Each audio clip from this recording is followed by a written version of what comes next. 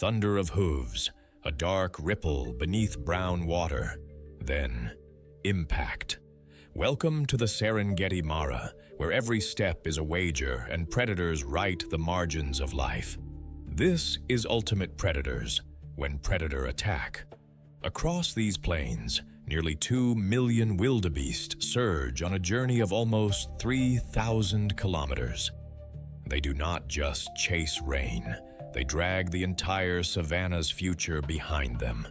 250,000 will not make it, but their sacrifice turns dust back into grass.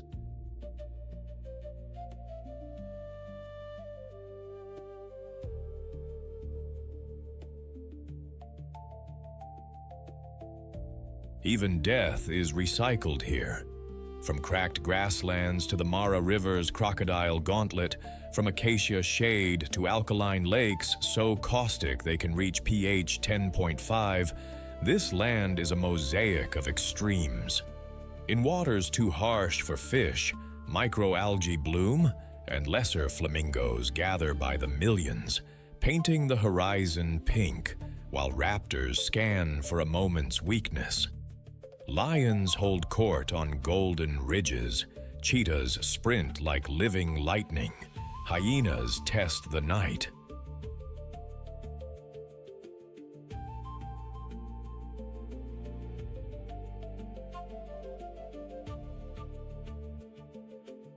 Leopards vanish into leaf and shadow.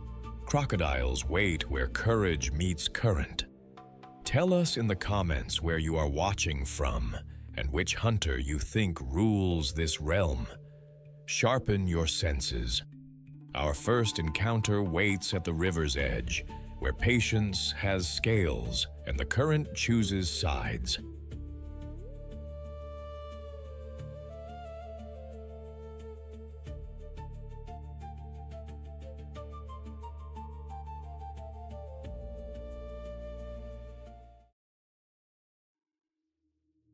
An orca's fin slices a black lead. On the ice above, a white ghost holds its breath. When predators attack, the beluga turns camouflage, ice, and echo into a survival plan. This is the beluga whale of the Arctic Ocean, cloak of pure white against broken ice, voice like a choir beneath the flows. Calves arrive gray-blue and only fade to snow over 5 to 7 years.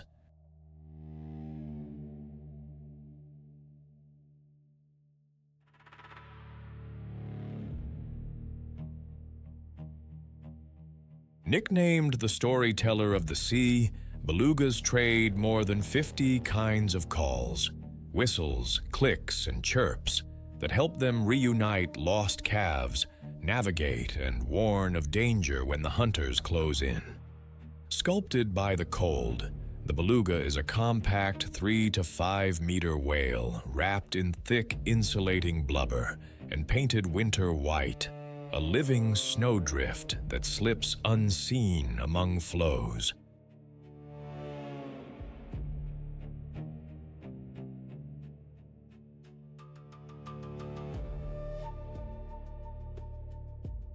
Unlike most whales, its neck vertebrae are not fused, so the head can swivel like a periscope to scan ice holes, predators, and paths.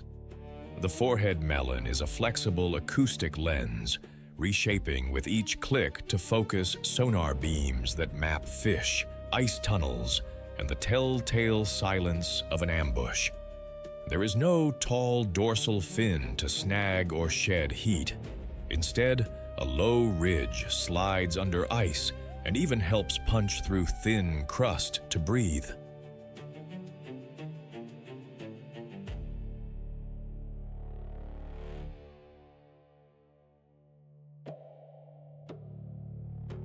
Broad paddle flippers and a powerful fluke deliver tight turns in maze-like leads, while conical teeth grip slippery Arctic cod and capelin when the coast is clear. As calves, the gray-blue coat blends with deeper water. As adults, white erases them against the ice. Both stages built for the moment a shadow becomes an attack. In a changing Arctic now loud with ships, that voice and that echo are their lifeline.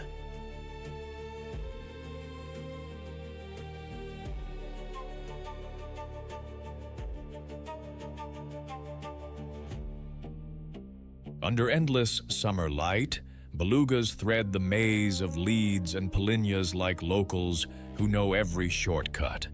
They hunt low in the water column for Arctic cod, capelin, shrimp, and squid, sweeping the dark with rapid-fire clicks from that flexible melon, then sealing the deal with a quick gulp and a turn. In winter, they shuttle between breathing holes, surfacing in tight rhythm, steam huffing into the cold.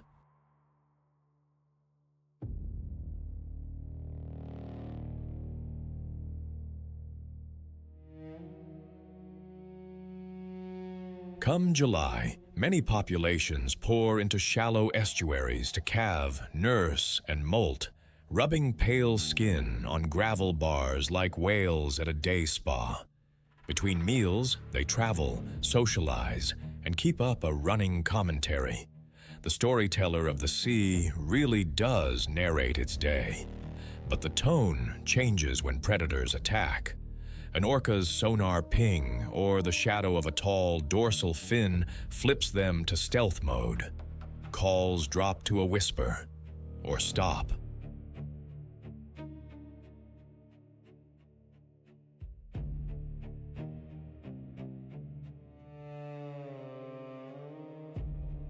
The pod bunches, calves centered, and bolts for shallows or broken ice where killer whales struggle to follow.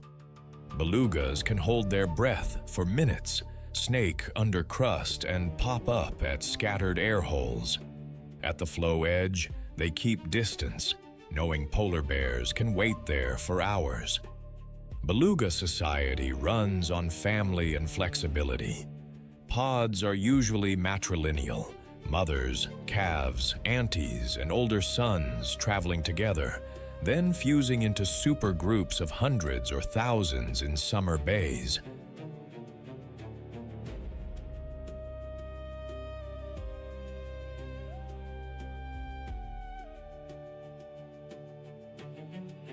Bonds are tight. Adults babysit, escort newborns to safe water, and answer lost calf calls with a chorus you can feel through the hull. Males often form their own roaming bands, rejoining the crowd during the estuary season. Knowledge is heirloom here, routes to traditional calving sites, the safest leads through winter ice, and which bays offer gravel for molting are passed down the family line. Communication is the glue.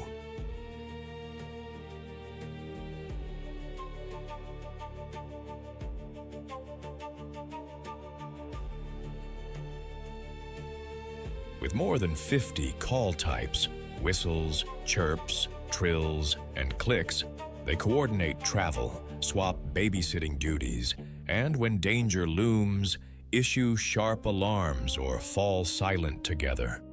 Against orcas, they tighten ranks and navigate to ice-cluttered water. Against polar bears, they avoid predictable holes and spread breathing to many vents. One hard truth shadows these relationships. Noise from ships and industry can drown their voices, masking reunions and warnings.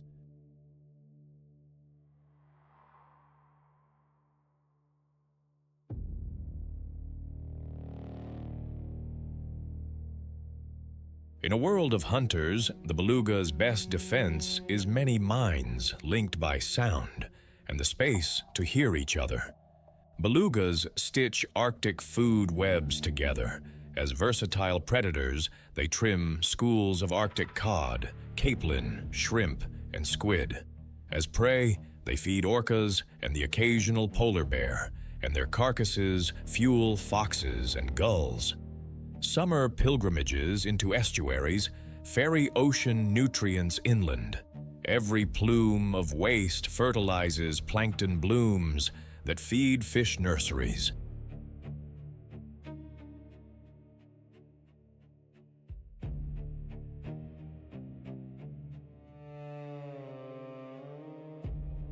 Their toolkit is pure Arctic, snow-white camouflage among floes, thick blubber, no dorsal fin to snag under ice, a flexible neck to scan leads, and a shape-shifting melon that paints the world with echolocation. Social smarts complete the set, tight formations, tactical silence, and dashes into ice-choked shallows when predators attack. But melting ice erases those refuges, and ship noise jams their storyteller calls, blunting warnings and reunions when they are needed most.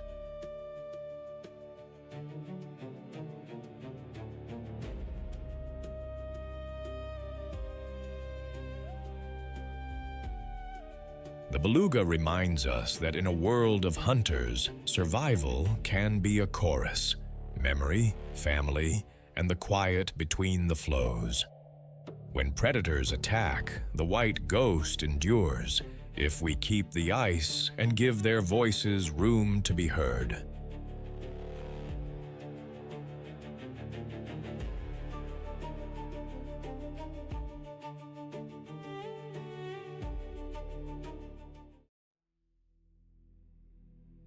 What if the best armor is not thick skin, but a living barcode that scrambles a hunter's aim? When lions charge, the plane turns to static, and the signal gets lost. Meet the plains zebra of the Serengeti's western corridor and South Africa's Malamala savanna, the striped pioneers that lead the grazing front. Each animal wears a one-of-a-kind pattern, camouflage in motion, and a warning label to biting flies.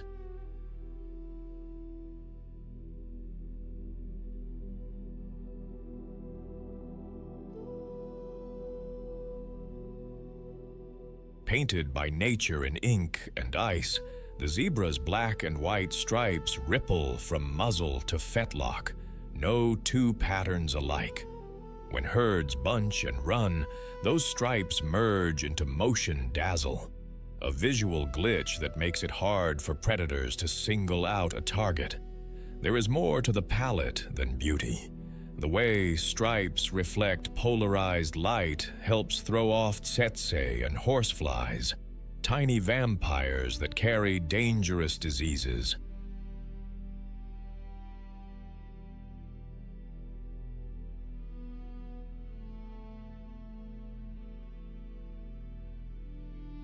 A stiff, upright mane and a barrel of spring-loaded muscle crown a frame built for both sprint and stamina.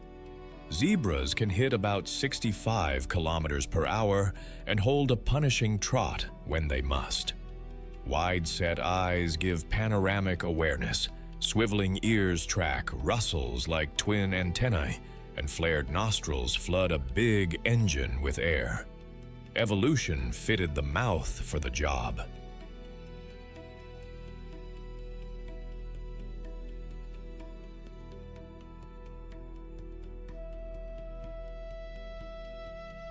A broad, tough muzzle and high-crowned teeth turn coarse, dry grass into fuel, letting zebras act as pioneer grazers that open lawns for wildebeest and gazelles behind them.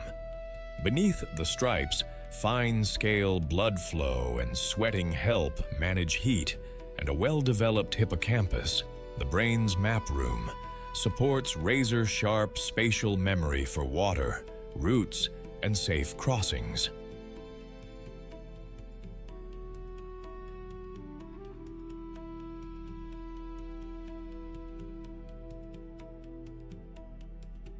When predators attack, those stripes, hooves, and lungs work as one.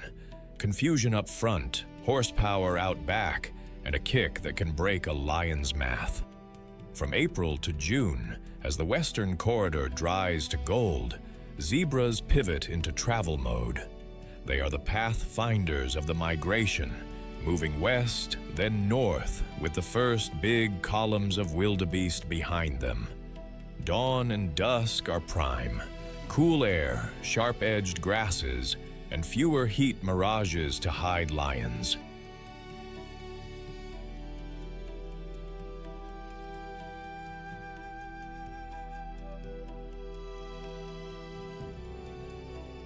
Zebras take the tougher stems first, cropping them to a carpet that invites the wildebeest wave. By late morning they rest, dust bathe, and keep eyes high. They need water most days, so roots thread reliably toward rivers, and pans they remember with uncanny precision. That memory is not luck.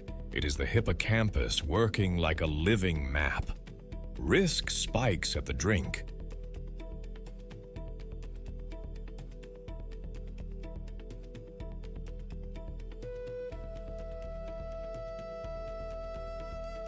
In Malamala's golden hour, 6 lionesses can disappear in grass that looks too short to hide a mouse. A pale-maned young male loops the back door. One alarm bark, and the plan changes. Heads up, ears forward, then ignition. The herd detonates into organized chaos. Zigzags, sudden stops, a wall of stripes that turns a single target into static. Foals pivot to the middle. Adults angle to open ground, and at 65 kilometers per hour, the window for a clean takedown slams shut.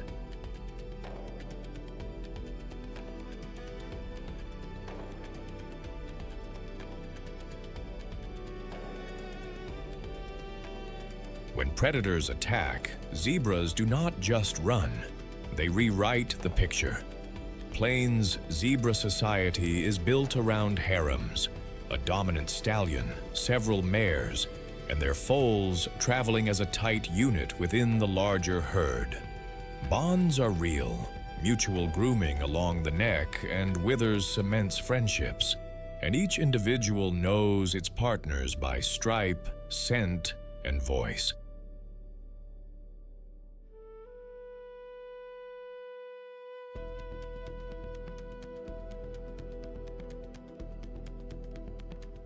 Mares carry foals for 12 to 13 months. Within hours of birth, a youngster is on its feet, locked onto its mother's pattern and call, because hesitation here has teeth. Bachelor males orbit the margins, sparring and shadowing, until a chance opens to win or recruit a mare. Defense is choreography. At the first alarm, harems bunch, foals go center, mares form the bodyguard, and the stallion drops to the rear or flanks, ears flat, ready to wheel and kick or charge to buy the herd seconds.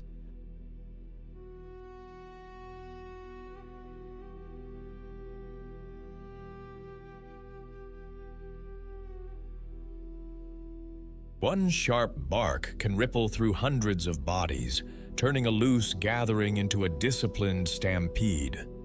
Zebras also travel with wildebeest by design. Zebras clear the coarse grass and spot danger early. Wildebeest add numbers and ears. Against prides like Malamala's Kambala, that cooperation and cohesion are often the difference between a narrow escape and a silent patch of trampled grass.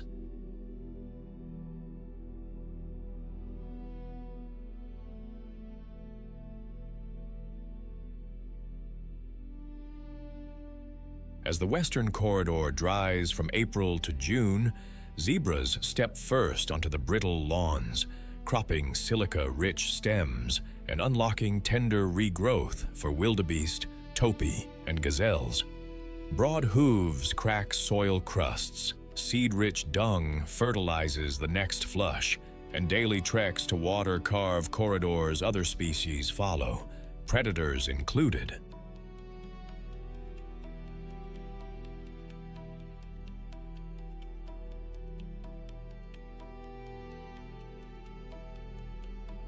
Their stripes are multi-tools, motion-dazzle scrambles. A lion's aim, polarized light reflections throw off tsetse and horseflies, and the dark light pattern may help manage heat at the skin's surface. A hindgut fermenting engine digests coarse forage quickly. High-crowned teeth shrug off abrasion. Big hippocampi map rivers and known fords, knowledge that stitches seasons together.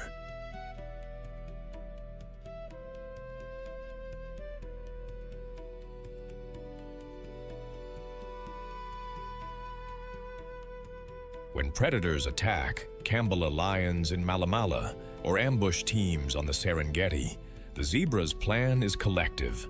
Tight cohesion, 65 km/h acceleration, zigzags, and bone-breaking kicks.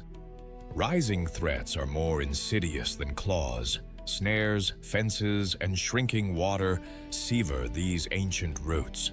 A zebra is thunder wrapped in barcodes, order inside chaos.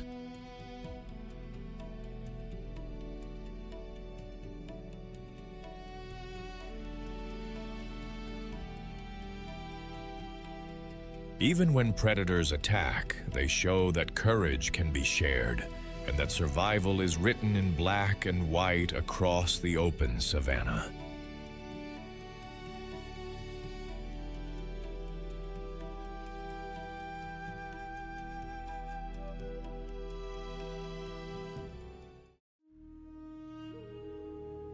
A branch becomes a question mark, and the answer arrives faster than a blink.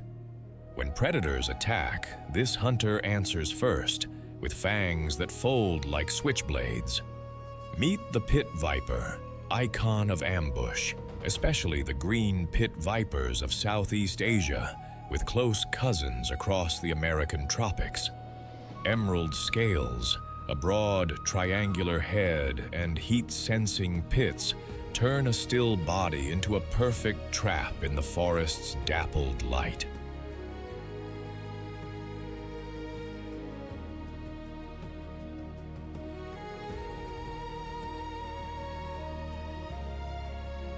Sculpted for the canopy, green pit vipers wear the forest itself, neon to mossy greens washed with lemon or white side stripes, a cream belly for counter shading, and in some species a russet or red tail tip that glows like a fuse. The head is unmistakable, wide and wedge-shaped with heavy brow scales that cast a permanent frown, slit pupils for night work, and the namesake L'Oreal pits, tiny thermal cameras that read warm blood against cool leaves.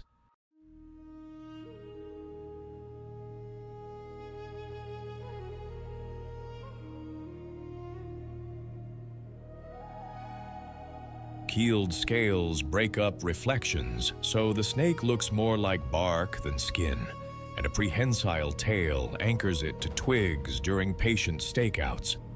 Inside the jaw, Solenoglyphus fangs hinge forward on command, long, hollow, and needle-sharp, precision plumbing to deliver venom and then fold neatly away.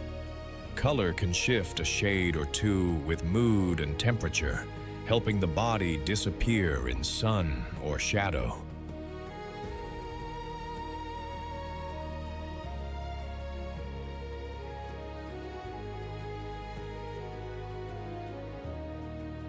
All of it funnels into a single moment. The S-coil tightens, the mouth opens, the strike lands in a fraction of a second. Bite, release, vanish. Because in a world of ambush and counter-ambush, the perfect attack is also the perfect defense. Twilight is pit viper time. By day, a green pit viper becomes a leaf, motionless on a branch, head resting on coils, heat pits and slit pupils half closed. At dusk it wakes, slides into an S-shaped ambush, and lets the forest do the walking.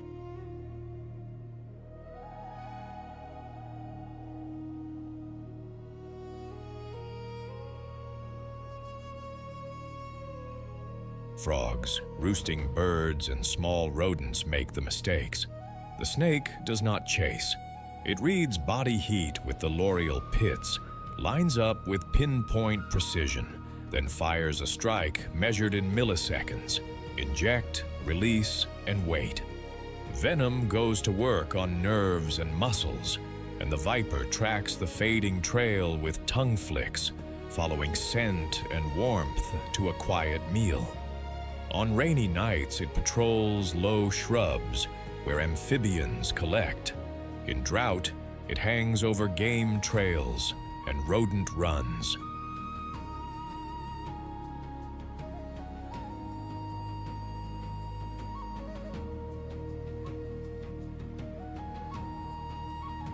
Juveniles often wiggle a bright tail tip as a lure, a tiny worm that brings dinner within range. When predators attack, raptors, civets, or a curious macaque, the plan is camouflage first, then a rapid bluff. Flatten the head, mouth agape, tail vibrating against leaves. If pressed, it may strike defensively or simply let go and drop into cover, the living ribbon becoming a fallen twig. Green pit vipers live solo, each snake tracing a quiet circuit of perches and pathways.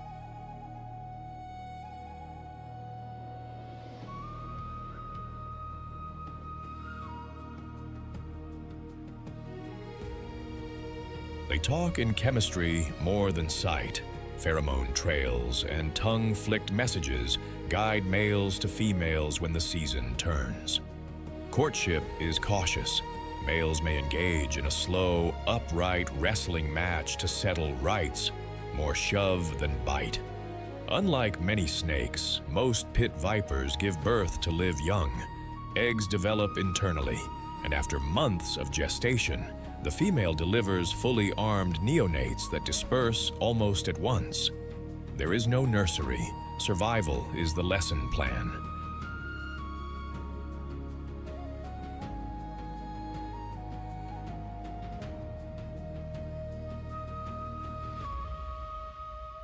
Juveniles lean heavily on ambush and tail luring, while they are still bite-sized to many hunters. Relationships are edged. They trim populations of rodents, birds, and frogs. In turn, crested serpent eagles, king cobras, monitors, and mongooses prey on them. When predators attack, stillness is the shield and speed the fallback. With humans, the viper loses more often. Habitat cut away. Snakes collected for trade.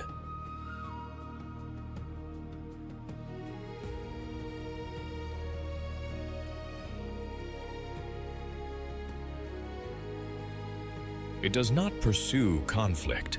Most bites are defensive, a last resort from a specialist built to wait, not to war. Pit vipers sit mid-tier in the forest's power grid, quiet regulators that trim rodents, frogs, and small birds, protecting seedlings and even curbing crop loss and disease spread. In turn, they feed raptors, king cobras, civets, and mongooses, moving energy up the ladder.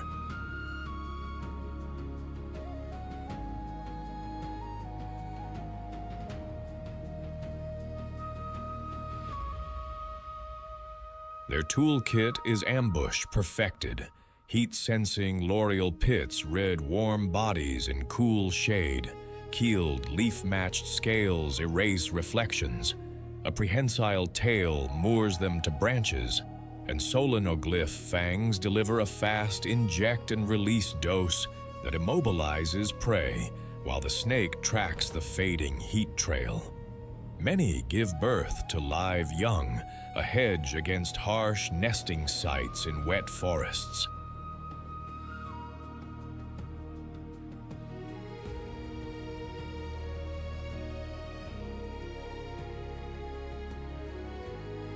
When predators attack, stillness and camouflage come first. If pressed, a lightning bluff or drop to the understory buys another chance. The real danger is human. Shrinking habitat and illegal trade cut away both the hunter and the balance it maintains. A ribbon of patience with a switchblade smile, the pit viper embodies precision, showing that in a world of sudden teeth, survival belongs to those who wait, then strike.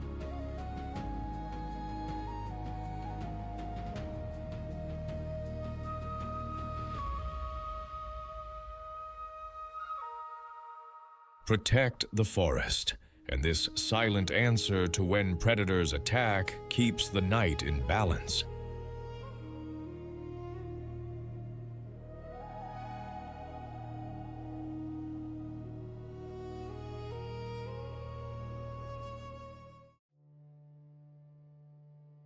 No roar, no sprint, just a shadow on stilts that turns a quiet pool into an ambush zone. When the water ripples, the strike is already on its way. Meet the saddle-billed stork of East Africa's rain-fed wetlands, from Ndutu's seasonal pans to the lazy bends of big rivers. That shock of a bill, red and black with a golden saddle, looks ceremonial, but it is precision hardware for a silent predator.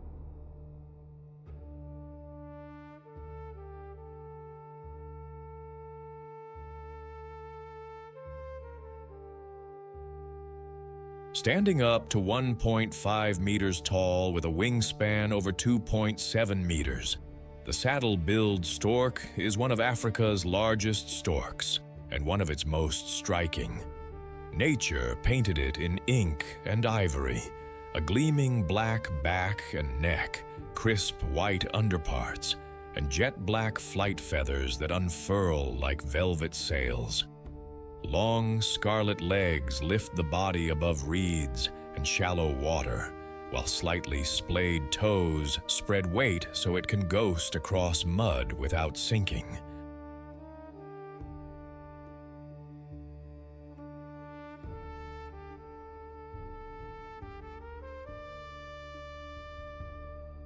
The bill is the headline.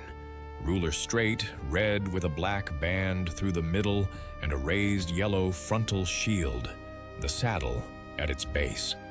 Males show two small yellow wattles at the bill, and their eyes are dark.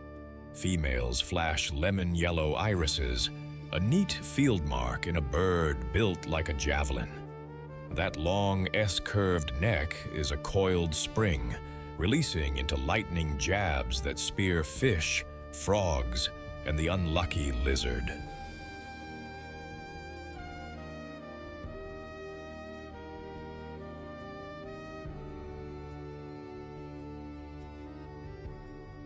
Broad wings give explosive lift from a standstill, handy when crocodiles lurk, and carry it between scattered pans with effortless, kite-like glide.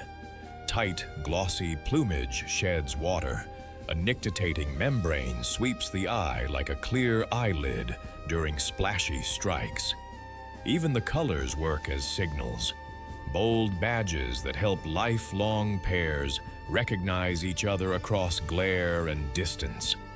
In a world of ambush, the saddle-billed stork is stealth, precision, and poise.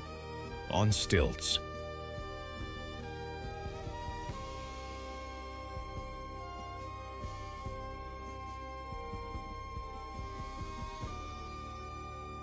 Dawn lays a silver sheen over the pans, and the saddle-billed stork clocks in without a sound.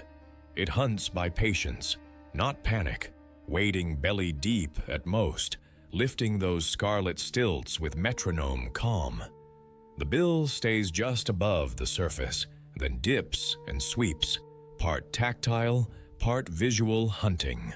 A slow glide, a freeze, and a lightning jab that turns a fish, frog, or unlucky lizard into breakfast.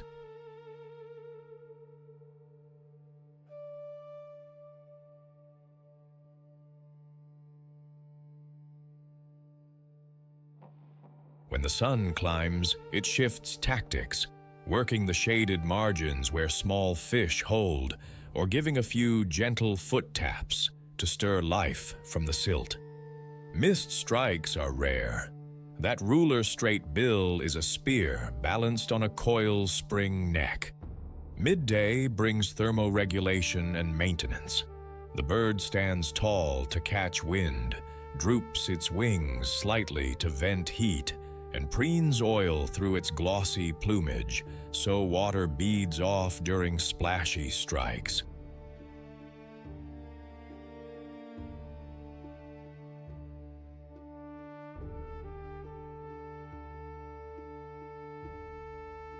Between patrols, it will loft on warm air to scout new pools, then ghost back down to the waterline.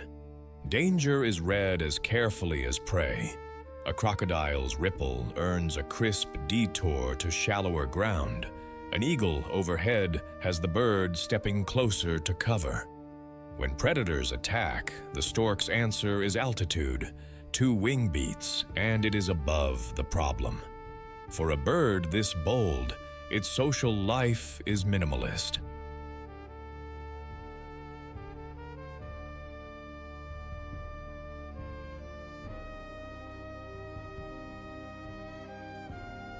Saddle-billed storks are mostly solitary hunters, defending rich stretches of wetland from rival storks with tall postures, bill clattering, and purposeful chases. Yet beneath that distance lies devotion. They form long-term pairs and hold territories year-round, often for years, meeting at favored roost trees or nest sites with understated ceremony, mutual preening, synchronized poses, and that wooden rattle of bills where voices would be. Nesting is a high-rise operation.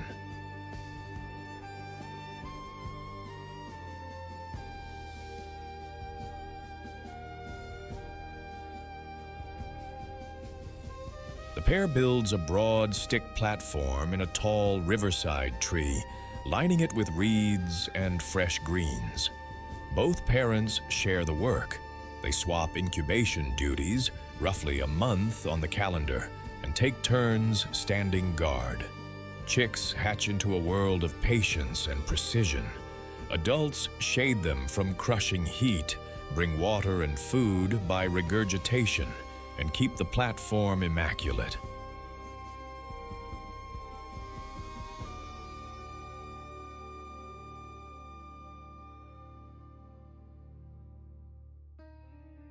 Fledging takes weeks, not days. Young birds learn by watching, how long to wait, when to strike, where the crocodile's line begins. They linger on the territory until confidence catches up with wings, then drift out to claim quiet water of their own. In a landscape that loves a crowd, the saddle-billed stork chooses a different rule. One partner, one patch, and a lifetime of silent coordination.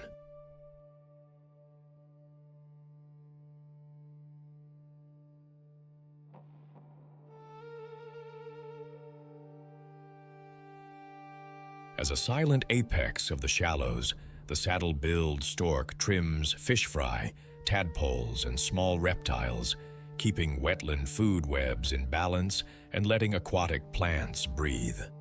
Shuttling between seasonal pans and river bends, it ferries nutrients in guano and seeds on damp toes, subtly stitching scattered waters into one living system.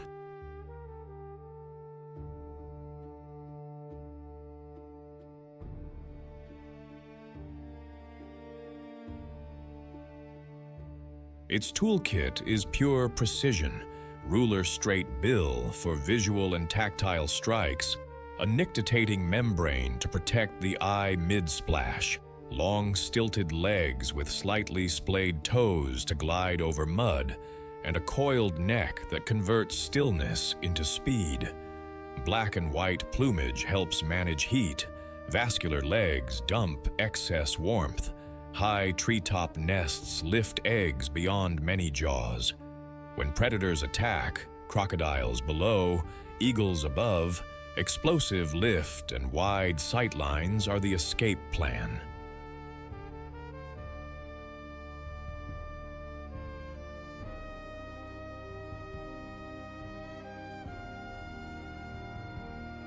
The species is currently listed as least concern, but drained wetlands, disturbance, and entanglement chip at its margins, reminding us that quiet water needs guardians. In a world that celebrates loud hunters, the saddle-billed stork is proof that mastery can be almost silent, a symbol of fidelity, poise, and the fragile beauty that survives when wild water is left to be wild.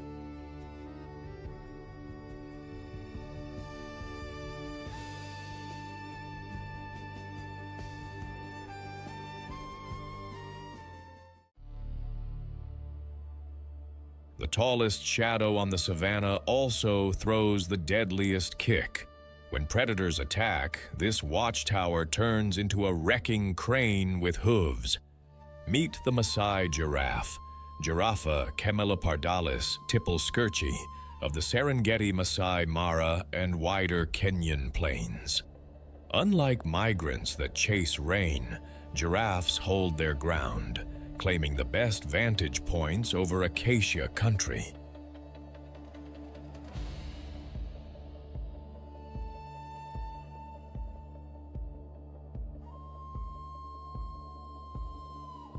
Sculpted for altitude, a mature male reaches about 5.5 meters, eye level with acacia crowns and well above trouble. Its coat is painted in jagged oak leaf patches, dark chocolate islands on tawny seas. Each pattern as unique as a fingerprint, and beneath many patches, a web of vessels acts like thermal windows to dump heat. The neck is a marvel of familiar parts stretched to the extreme. 7 elongated vertebrae anchored by a powerful nuchal ligament that counterbalances the head.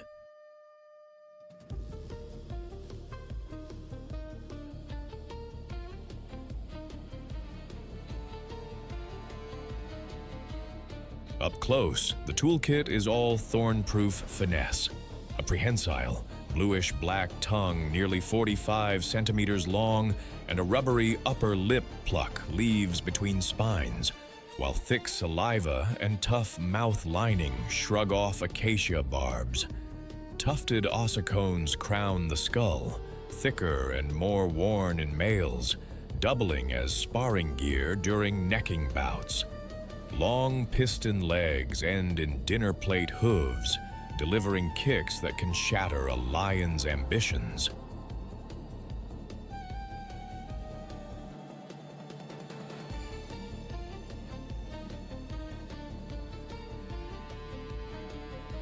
Inside, an 11-kilogram heart and high blood pressure feed that altitude. Valves and a sponge-like rete at the brain tame the rush when the head drops to drink.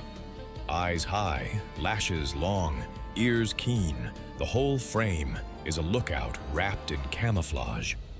Unlike the great migrant herds, Masai giraffes stay put and work the neighborhood, browsing their favorite acacias like regulars at a cafe with a perfect view.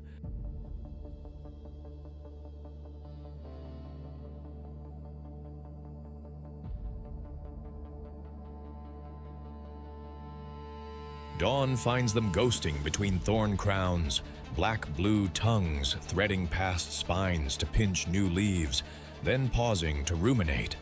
Cud rising, jaws cycling under the dapple of Vachellia and Commiphora. Their signature walk is a slow, sailing pace, both legs on one side, then the other, made for covering ground without drama.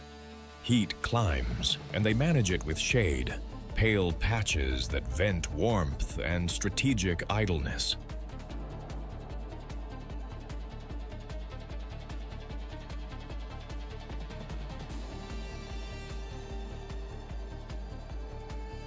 Water is optional. Juicy foliage keeps them hydrated for days. But when they do drink, the tripod, forelegs splayed, neck dipping, turns a skyscraper into a vulnerable fountain. So one watches while another drinks. Oxpeckers ride shotgun, plucking ticks and shouting heads up in feathered Morse code. And when predators attack, the switch flips, heads snap high, the column wheels, and those dinner plate hooves cut the air. A well-placed kick can turn a lion's charge into a rethink.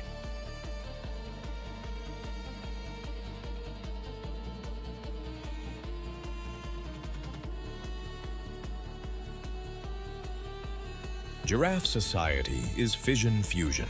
No rigid herds, just loose, polite traffic that braids and parts across the same home ranges. Females anchor the map, often gathering in calm nursery groups where calves nap and play, while mothers browse in rotation. daycare with hooves. Calves drop 2 meters at birth, then stand within an hour. Their first year is a gauntlet where vigilance and a towering escort means everything. Males run bachelor cliques or drift solo, testing the wind for opportunity.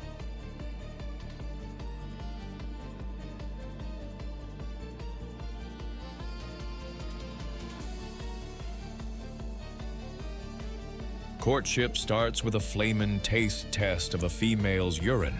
If timing is right, he courts. If not, he keeps walking. Rank is decided neck to neck. Low-intensity sparring looks like slow dance, but real contests swing skulls like wrecking balls, ossicones thudding ribs until one yields.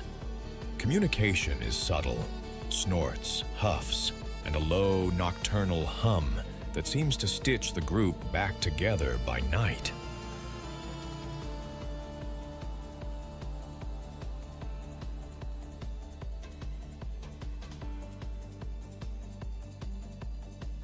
When predators attack, adults pivot to put height between danger and the young, a living palisade that says, "You want them, you come through me." Resident, not migrant, the Masai giraffe reshapes its neighborhood day after day. By browsing high in acacia crowns, it prunes trees into umbrella shapes, triggers fresh leaf flush, and spreads seeds in well-fertilized packets, gardening the savanna from 5.5 meters up.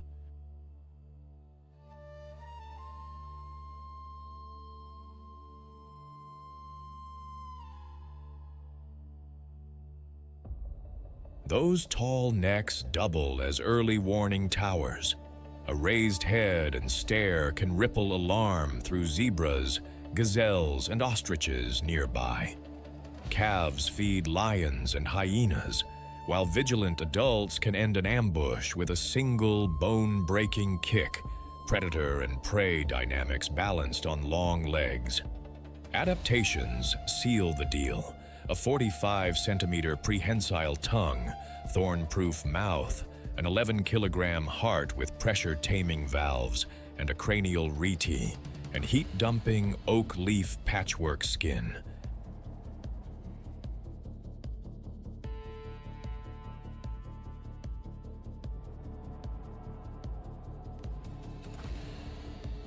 In Kenya, only about 35,000 to 45,000 remain, roughly 7,100 in the Masai Mara, down nearly 50% in recent decades from deforestation, human-wildlife conflict, poaching, and infrastructure. The Masai giraffe is now listed as endangered, pushing conservation corridors and community protection from nice to have to non-negotiable. When predators attack, the giraffe becomes a living citadel, silent, towering, and suddenly unstoppable.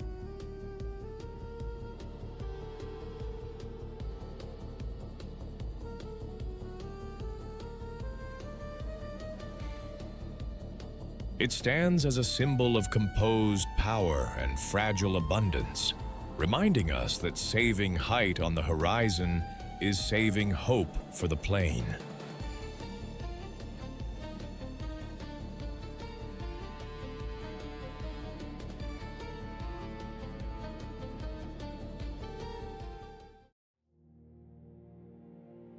A cheetah explodes from the grass like a loosed arrow. Surely the punchline is already written. But the clown with warts answers with physics.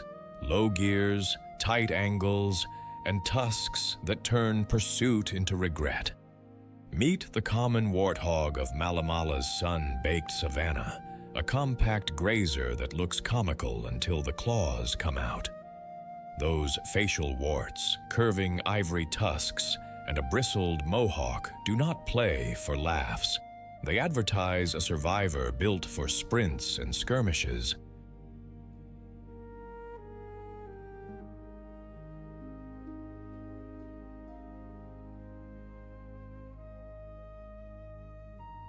Warthogs wear a dust-gray coat sparsely bristled, topped by a mane that rises when alarmed, like a warning banner in the wind. The head is all business, thickened pads of skin, the famous warts, shield eyes and cheeks during clashes and through thorn. 2 pairs of tusks define the profile. The upper curve outward in a sweeping smile, while the lower are sharper, chisel-like blades that do the real cutting when a cornered hog whips its head.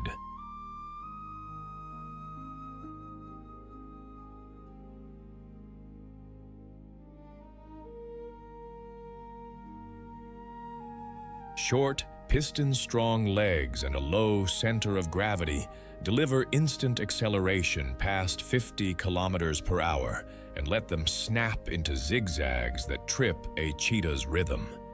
High-set eyes and mobile ears keep watch even while the snout is down, and a tough, disc-like nose plus shovel hooves pry up roots and tubers.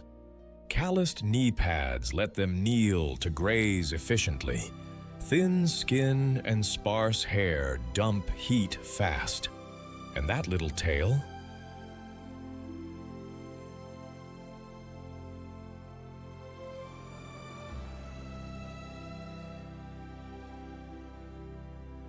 It pops upright in flight, a living flag, so piglets can lock on and follow the leader when predators attack. In the hard glare of a Malamala afternoon, warthogs run a tight schedule. Graze at first light and late day, loaf near bolt holes when the sun bites.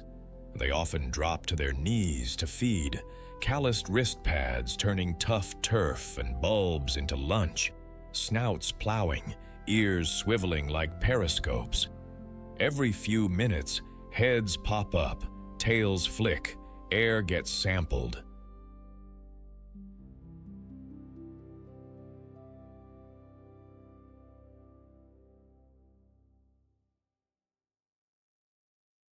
Water and a quick mud wallow cool the engine and shed ticks. Then it is back to business with one eye on the grass and one on the wind. The calm is never casual. A female cheetah can wait 20 minutes in still grass, timing her sprint to the microsecond. When she erupts, the response is instant. A rasping bark from the mother, tails up like antennae, and the whole family pivots for cover.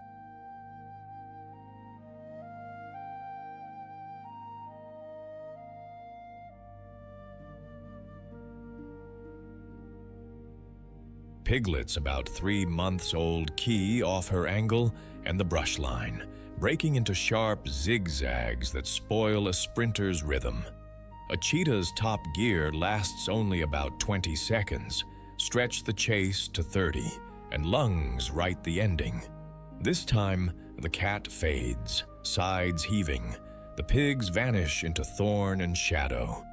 No victory dance, just a dust cloud settling where teeth failed. Speed or strategy? What wins more often out here? Tell us in the comments. Warthog society is tidy and efficient.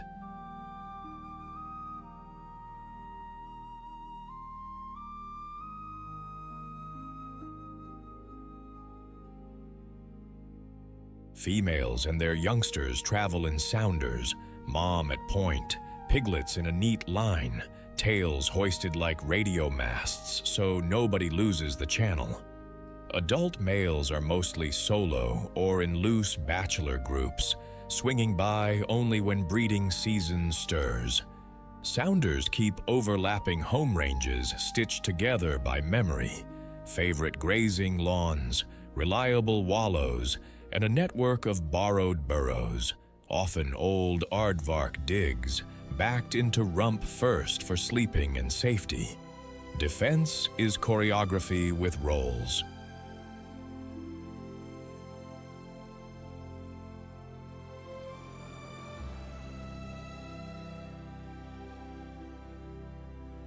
At the first alarm, piglets dive for the center or sprint for the nearest hole.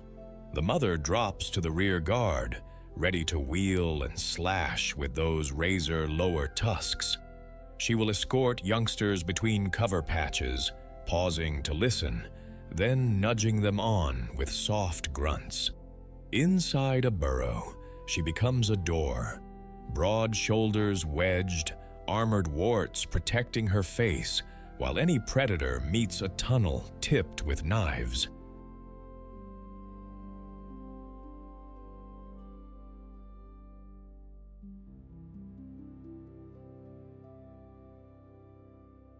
Among themselves, greetings are nose to nose, rank is quiet, and cooperation is practical. Share shade, share sentry duty, move as one. In a land of solo legends, warthogs prove that a tight family and a good exit plan beat bravado every time. Warthogs are the savanna's rough-cut gardeners. By kneeling to crop tough, silica-rich lawns, they trim rank grass into fresh, tender regrowth that draws in impala, wildebeest, and birds.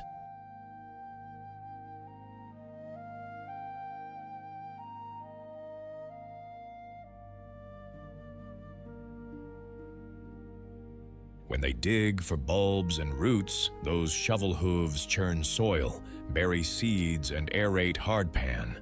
Dung returns nutrients, and muddy wallows become pocket wetlands buzzing with insects. They are also prime prey, fuel for lions, leopards, hyenas, and the occasional cheetah, moving energy up the food chain.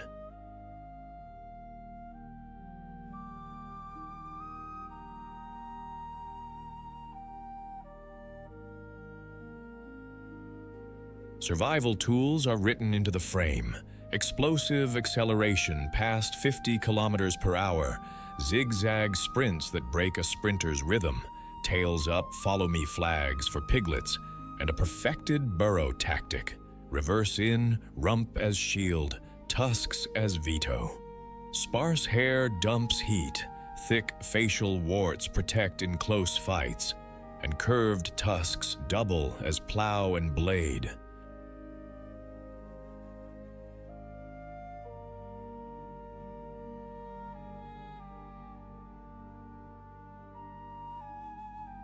Listed as least concern, they still face snares, fencing, and drought.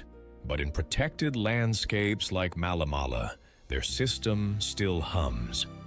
When predators attack, the warthog answers with grit and geometry, proof that in a land obsessed with speed, courage plus a clever line can turn the fastest chase into a quiet, dust-settling victory.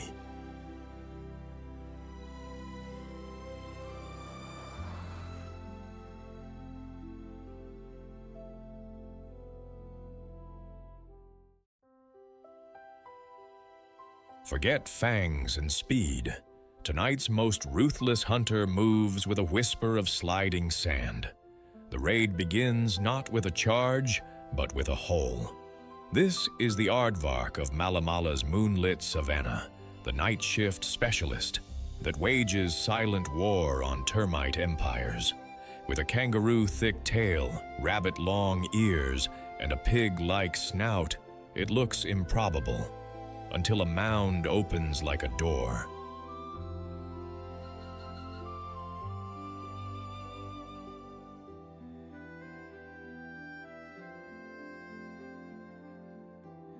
Built like a compact bulldozer, the Aardvark wears coarse, earth-colored fur over a stout frame powered by massive shoulders. Forefeet end in shovel-like claws, evolution's spades, able to rip a termite citadel apart in minutes. The elongated snout hides closing nostrils and a labyrinth of nasal turbinates that supercharge smell while keeping dust and biting soldier ants out.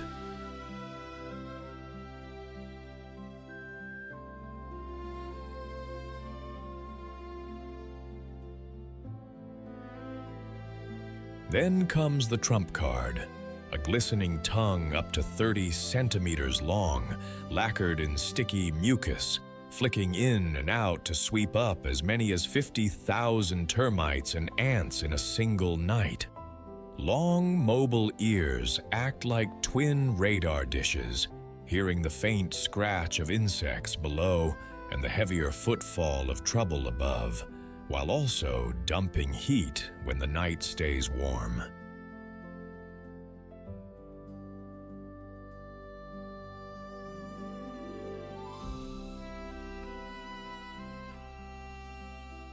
Peg-like teeth at the back grind what little grit slips in. There are no incisors to get in the way of that vacuum hose tongue. When predators attack, lions, leopards, or hyenas, the aardvark's armor is escape by design. Vanish underground in seconds, reverse in, wedge the tunnel with a thick-skinned rump, and let those spade claws do the talking. As darkness settles over Malamala, the aardvark clocks in.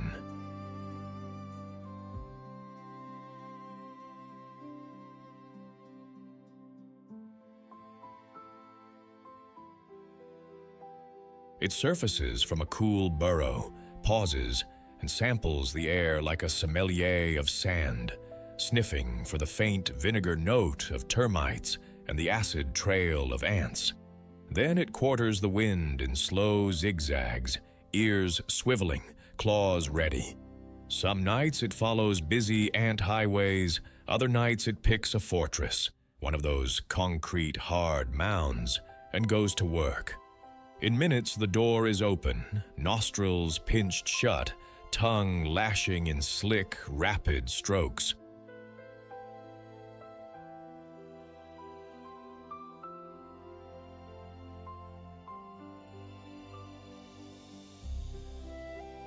"50,000 insects by sunrise is not unusual here. That is not gluttony, it is payroll. It will cover kilometers of ground, dropping into quick bolt holes it excavates along the way. Instant elevators if trouble arrives. When predators attack, lion shadow, leopard ghost, hyena chorus, the aardvark has two answers: vanish underground in a spray of sand, or reverse into a tunnel and present a thick, armored rump while those shovel claws turn the entrance into a bad idea.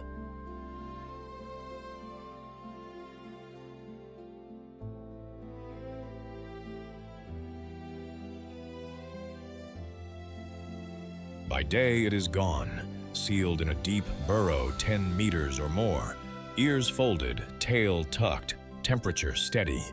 In drought or cold snaps it may edge into daylight or nose out the underground aardvark cucumber, another odd tool in a specialist's kit. Aardvarks live life, mostly solo. Home ranges overlap, but there is no parade, just quiet avoidance and the occasional after-dark pass-by. They are not big on fences either.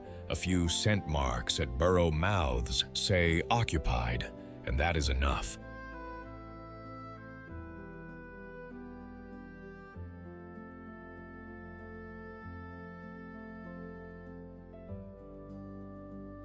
Courtship is brief and private, timed to local seasons. After about 7 months, the female gives birth to a single pink, wrinkled calf in the safety of a fresh burrow. For the first weeks, the youngster stays hidden. Then it follows its mother on short night lessons. How to listen to the ground, where to dig, when to run.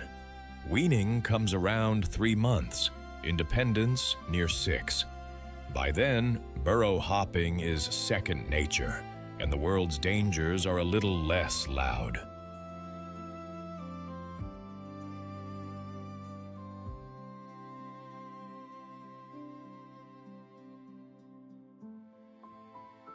Their real neighbors are tenants, those long, deep tunnels the aardvark engineers, today's refuge from lions, become tomorrow's housing market for mongooses, snakes, porcupines, even owls.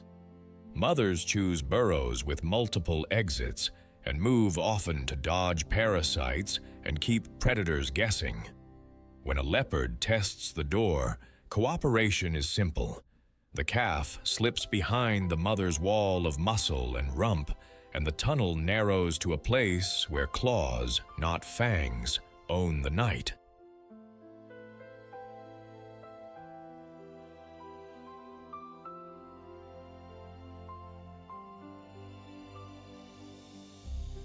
In a landscape obsessed with speed, the aardvark survives by making new ground, literally. The aardvark is the savanna's night shift engineer. By raiding termite empires, up to 50,000 insects in a single night, it keeps colonies in check, freeing grasses from overgrazing and letting roots breathe.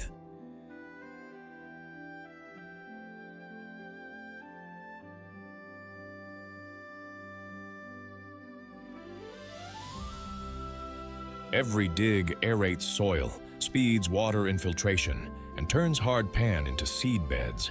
Every deep burrow, often more than 10 meters, becomes premium real estate for mongooses, snakes, porcupines, and owls.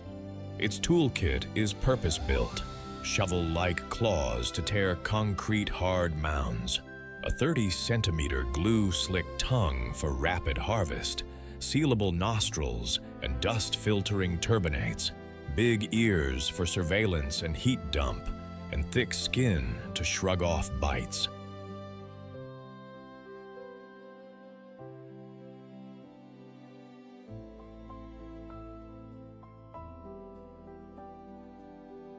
Nocturnality and a low energy budget stretch scarce water. When predators attack, it vanishes, reverse into earth, block with that armored rump, and let the tunnel become a fortress. Listed as least concern, it still faces drought, snares, and shrinking wild ground. In a land famous for roaring hunters, the aardvark is a whisper with teeth, an underworld architect and a symbol of quiet resilience.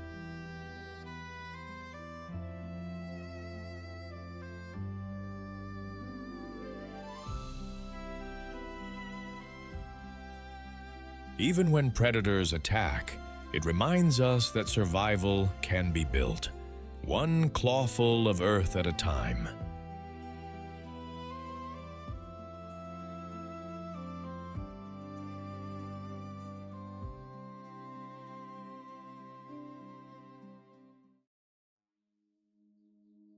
A leopard melts through the Kadala undergrowth, spots fixed on a flash of blue fire. When predators attack, the peafowl answers with sound, shimmer, and a vertical burst into the trees. This is the Indian peafowl of India's Kodala forest, the peacock with a jeweled train that bends sunlight, and the peahen in careful earth tones built to disappear. In a world of ambush hunters, their beauty is both invitation and armor.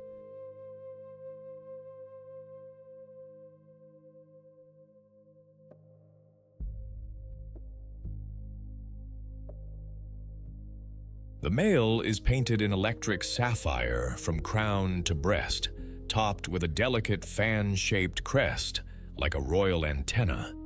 Behind him trails the famous tail, actually elongated upper tail coverts, unfurling into a living screen spangled with hundreds of eye-like ocelli. Each eye is a tiny, light machine. Microscopic platelets in the feather barbules scatter and reflect, turning greens to golds and blues that shift with every step.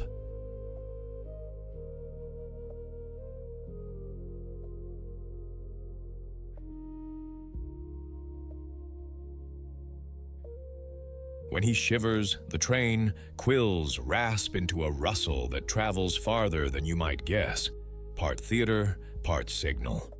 Broad, rounded wings, chestnut and cream up close, are built for explosive lift, not distance. One savage wing beat, and he is rocketing to a branch beyond a leopard's leap. Long, springy legs deliver quick sprints around 16 kilometers per hour and end in sharp claws. Males carry heel spurs for close quarters defense.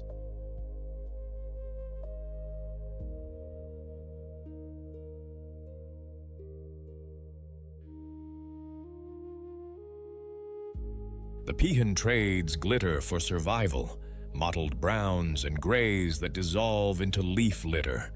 Big eyes set high give a wide field, the better to spot the twitch of whiskers. When predators attack, leopard, jackal, or python, the plan is simple. Flash, pivot, and vanish upward, leaving only a fading shimmer among the trees. Dawn in Kodala starts in the treetops. Peafowl roost high through the night, then parachute down branch by branch when the light and warmth feel right.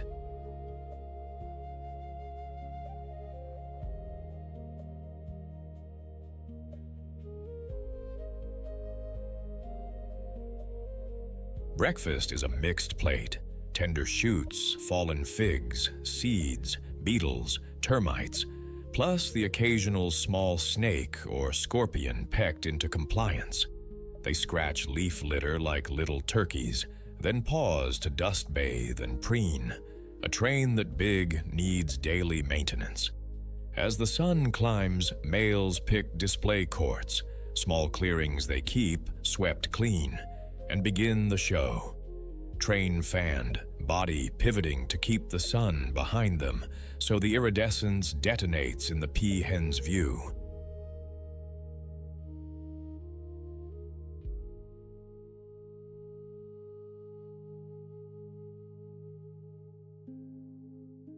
The famous shiver turns quills into a rustling speaker. Low notes ripple through the feathers while he rattles and steps sideways in a slow, hypnotic circle. Life here is lived under surveillance. High, piercing May-aw calls stitch the forest together.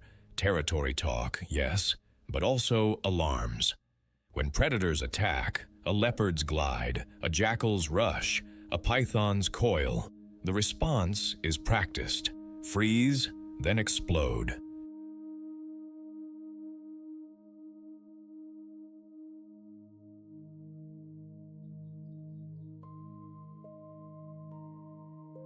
Peahens sprint at up to 16 kilometers per hour, trains tucked. Peacocks kick off with a thunder of wings, rocketing into branches just beyond a cat's leap. Safety for peafowl is vertical. Peafowl run on quiet rules. Outside the breeding season, males drift in small bachelor bands and roost communally. As courtship nears, they stake out display courts in loose leks, each male advertising to passing peahens. There is no marriage here. Polygyny rules.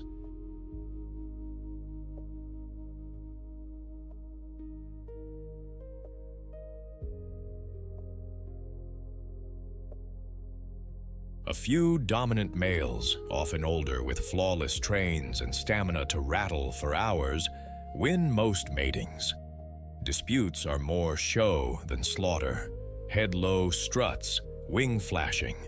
Then, if lines are crossed, short, savage spur bouts and chases that end with one bird airborne and dignity slightly dented. Peahens form small foraging parties and handle all parenting. A ground nest, well hidden, 3 to 6 eggs, about 4 weeks of incubation while the male keeps showing off elsewhere.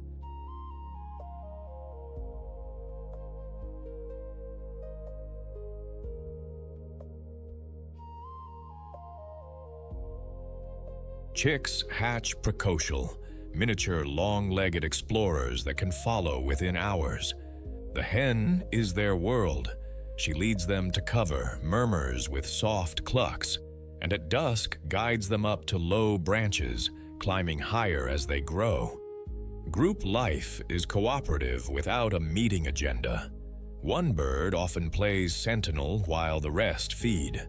They eavesdrop too, tuning in to the alarm calls of deer and monkeys. In turn, deer often heed a peafowl's siren.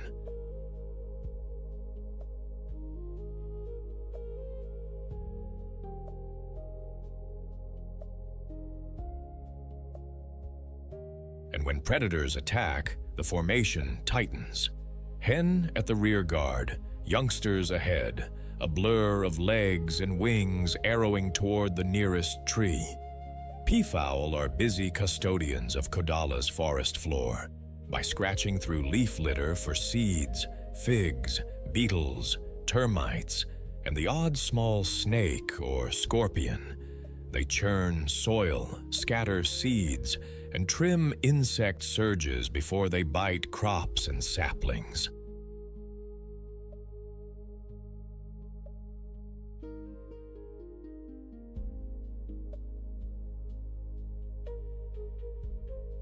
Their loud, piercing alarms ripple through the understory, warning deer and monkeys, an early warning network that can spoil a leopard's hunt. Droppings ferry nutrients, and communal roosts concentrate them beneath favored trees. Adaptations meet danger head-on.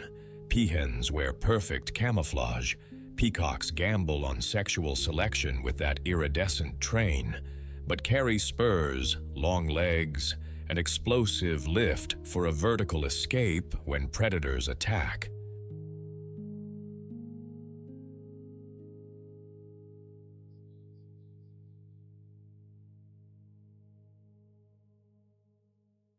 Big eyes, sharp ears, and high roosts stack the odds. Listed as least concern and protected in India, they still face habitat loss and illegal feather hunting, beauty with a price tag. In a forest of ambush and silence, the peafowl turns light into language and danger into altitude, a symbol of resilience that reminds us some battles are won by seeing first, sounding the alarm, and rising above when predators attack.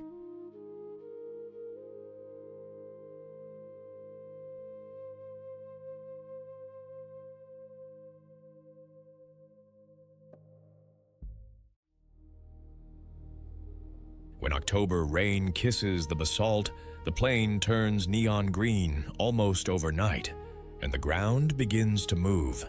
Not rivers of water, but rivers of hooves, and every predator tightens its focus. This is the blue wildebeest of the southern Serengeti and the Ndutu and Ndutu Basin, migration's metronome.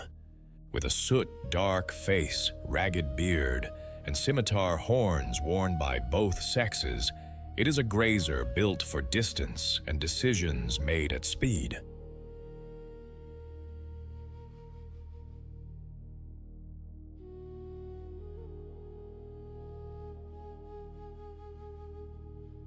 Painted in steel gray with faint, smoky stripes and capped by a dark mane, the blue wildebeest looks like a storm cloud with legs.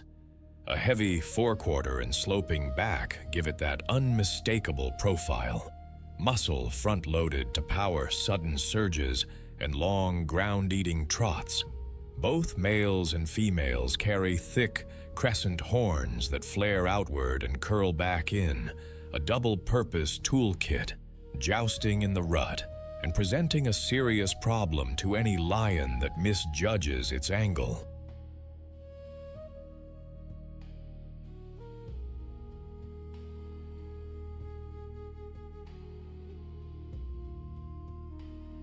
A pendulous dewlap helps shed heat when the midday sun bounces off new grass, while dense, shock-absorbing hooves drum confidently over basalt pans softened by first rains. The broad, square muzzle is evolution's lawnmower, perfect for cropping. Short, protein-rich shoots that explode after October showers. High-set eyes scan wide horizons, and ears pivot constantly, triangulating the low thunder of distant predators or the higher click of eland tendons.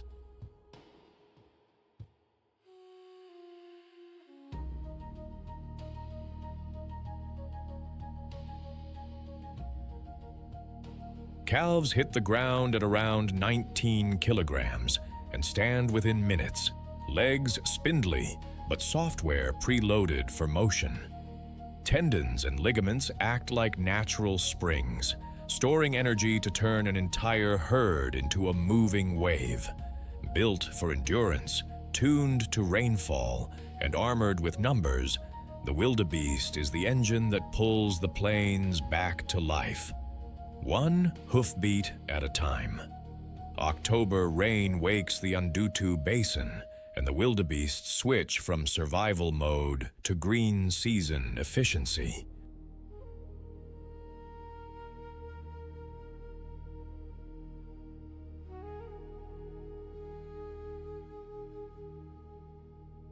Dawn and dusk are prime feeding windows, when cool air sits low and new shoots pack the most protein. Zebras mow the taller stems first. Wildebeest follow like precision trimmers, cropping the grass to a tight carpet. By late morning, they bed down to ruminate, hooves kneading the damp basalt pans, dung seeding the next wave of growth. Movement is the day's other rhythm, long, sinuous columns drifting toward fresher patches, then fanning out in loose arcs as bellies fill.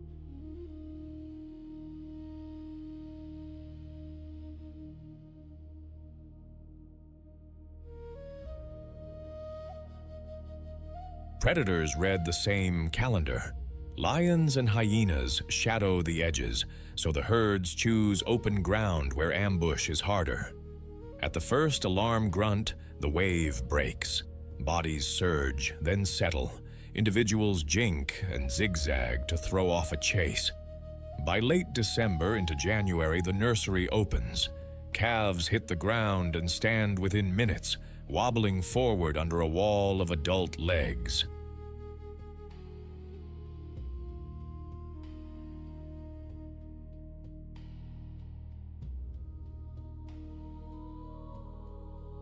The herd slows, concentrates, and grazes tighter, every mouthful a calculation between fuel and vigilance in a landscape where opportunity and danger arrive together. Wildebeest society is fluid by design, a fission-fusion system where groups braid and unbraid from dozens to tens of thousands in a day. There is no general in charge. Direction emerges from a chorus of small decisions: who steps, who follows, who balks, until the whole line leans toward greener wind. Mothers anchor the story.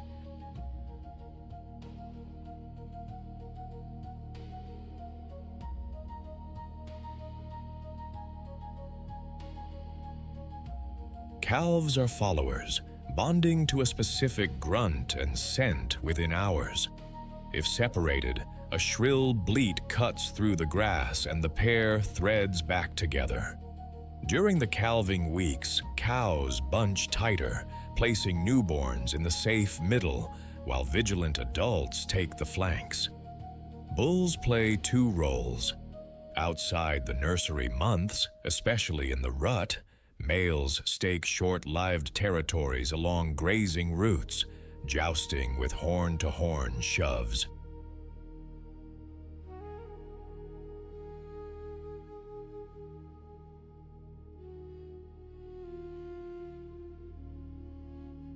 In the Andutu wet season, many blend into mixed herds, adding eyes and horns to the moving fortress. Interspecies partners help too. Zebras at the front sample danger and stems. Gazelles profit from the cropped lawns behind. When predators attack, defense is mostly motion. Tight bunching, heads lowered to flash those crescent horns. Then a coordinated break that turns a million legs into confusion. It is crowd wisdom with a survival edge, perfected over thousands of seasons.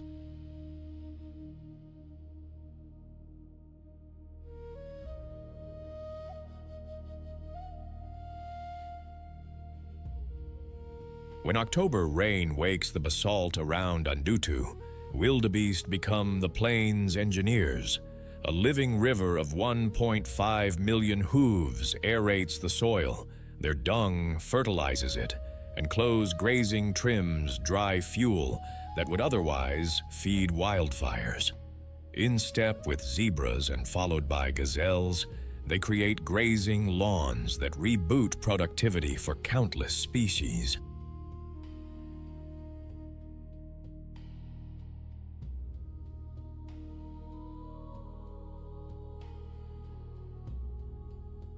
Synchronized calving in late December and January swamps predators with options, diluting risk while 19-kilogram calves stand within minutes to join the moving fortress. Energy-efficient gaits, shock-absorbing hooves, and rumens tuned to short, protein-rich chutes let them track rain with relentless endurance. Fission-fusion herding adapts instantly to patchy forage and prowling lions, yet this engine faces headwinds, reduced Mara River flow, and shrinking grasslands.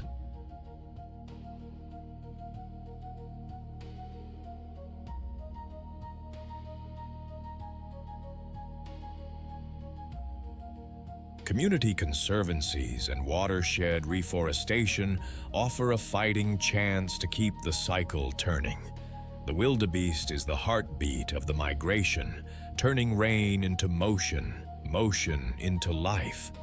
Even when predators attack, their surge reminds us that resilience, not fear, drives the wild forward.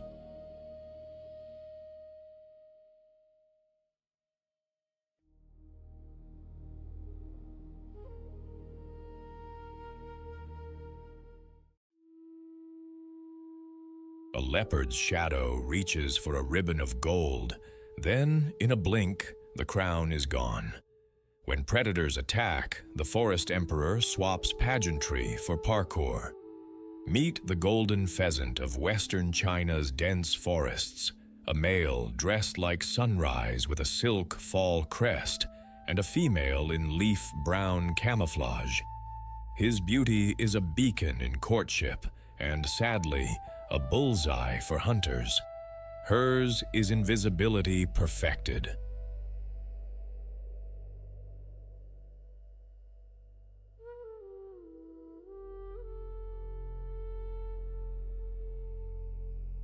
The male looks hand-painted by dawn, a golden yellow crest cascading down the nape, a coppery orange mantle barred in black like a lacquered cape, emerald back, scarlet underparts, and a long vermiculated tail that trails like a brushstroke.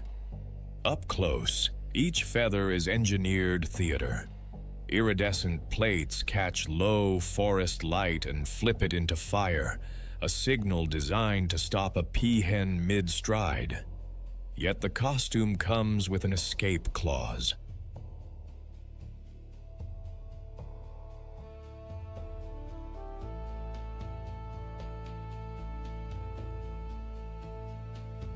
Short, rounded wings deliver explosive, vertical takeoff to the nearest bough, while powerful thighs favor sprinting through bamboo over long flight.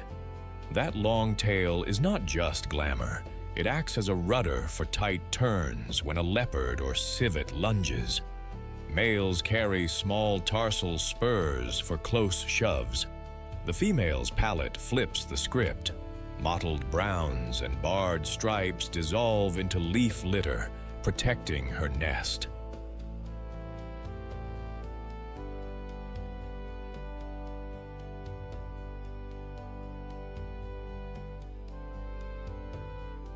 Wide-set eyes scan nearly all around. Acute hearing catches the whisper of a hawk. Beauty attracts. Design survives, especially when predators attack. Dawn flips the switch on the forest floor. Golden pheasants drop from roosts to the bamboo edge, scratching through leaf litter for seeds, tender shoots, berries, and beetles, with the odd grasshopper or grub for protein. They are ground runners first, flyers second. Most travel is a low, quick dash stitched together with freezes and head-up scans.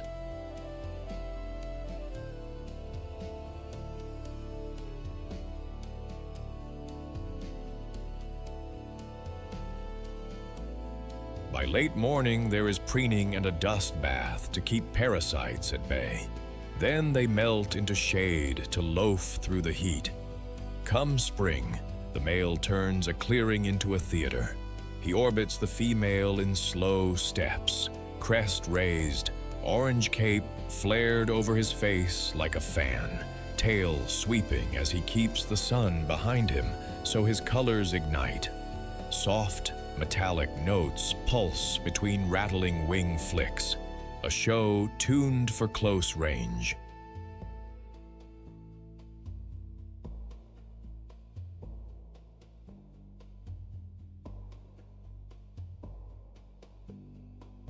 When predators attack, a leopard's paw silent glide, a civet's slink, a hawk's stoop, the switch flips again.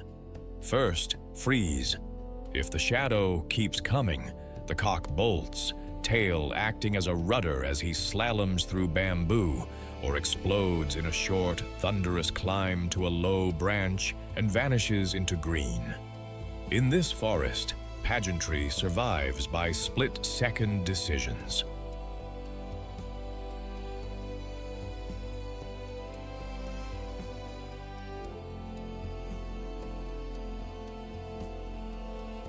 Outside the breeding season, golden pheasants keep easy company, loose foraging parties that string out along trails and roost a few meters apart in the same trees. As spring arrives, the truce spaces out. Males carve small display courts along paths and sunny clearings, advertising to any passing hens. It is polygyny, not partnership. One male may win several mates, while younger cocks practice on the sidelines.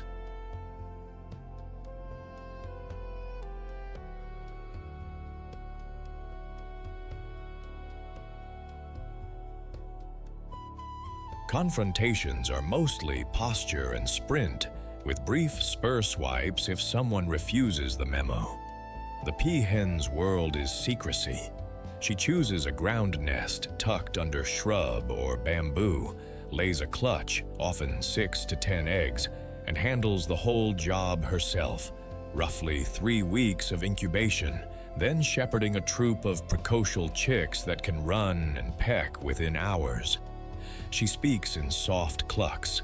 They answer and follow, vanishing as a unit when danger stirs.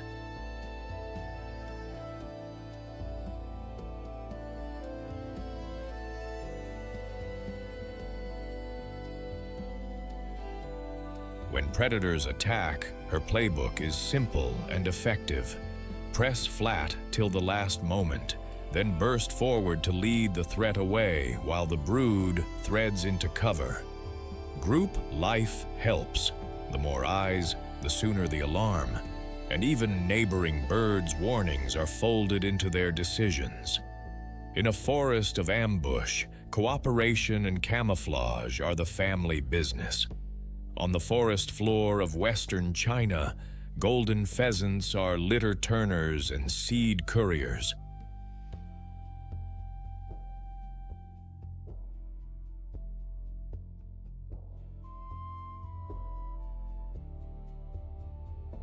Scratching for seeds, shoots, berries, and beetles, they aerate soil, speed decomposition, and drop viable seeds along trails.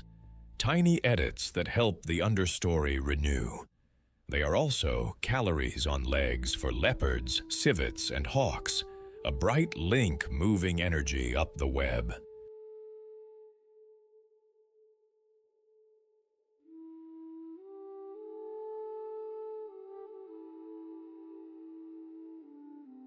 Adaptations keep pace with risk. Females wear perfect leaf-brown camouflage for invisible nesting. Males gamble on color for courtship, but keep sprint-strong thighs, short rounded wings for explosive lift, and a long tail that rudder's hairpin escapes through bamboo. Wide-set eyes and keen hearing catch the faintest stalk. High roosts and a freeze-then-bolt routine buy the seconds that matter when predators attack. Poaching and forest loss still shadow that brilliance.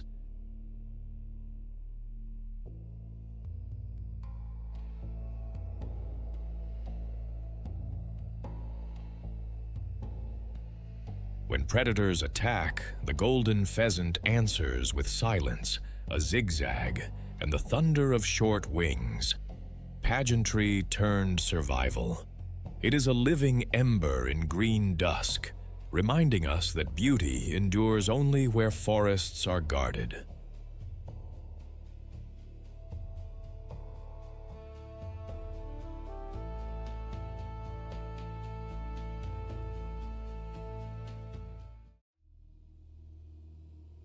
A pink sea ripples, then tightens.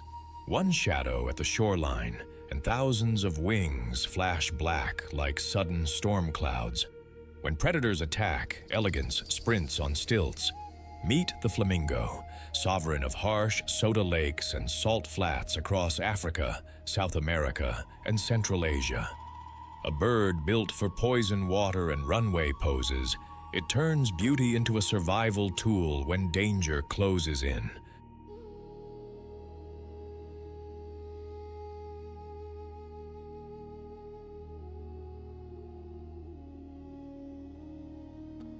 Painted by diet, not DNA, the flamingo wears sunrise, pinks and corals borrowed from carotenoids in algae and tiny crustaceans. In flight, secret black primaries flare like warning flags. Those backward knees are really long ankles above fully webbed feet, perfect for sprinting across water at takeoff and for snowshoeing soft mud.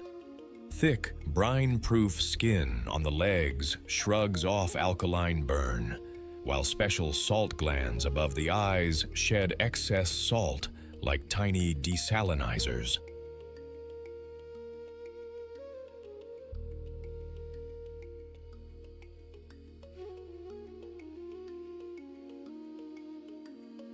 The neck, a living periscope of many vertebrae, scans wide horizons for crocs and jackals, then folds down to feed. That famous bill is a miracle of plumbing, hinged downward, lined with comb-like lamellae, and powered by a piston tongue that pumps water through a sieve to trap blue-green algae, brine shrimp, and diatoms, often upside down.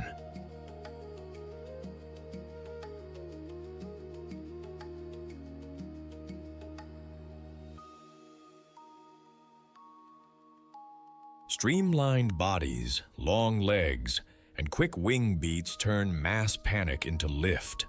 One hard push, and the flock is skimming the surface, because in these lakes, grace must outrun teeth. Dawn lifts like steam off a soda lake, and the flamingos get to work. They wade out in lines, stirring the bottom with webbed feet to loosen algae and brine shrimp, then drop those elegant heads upside down.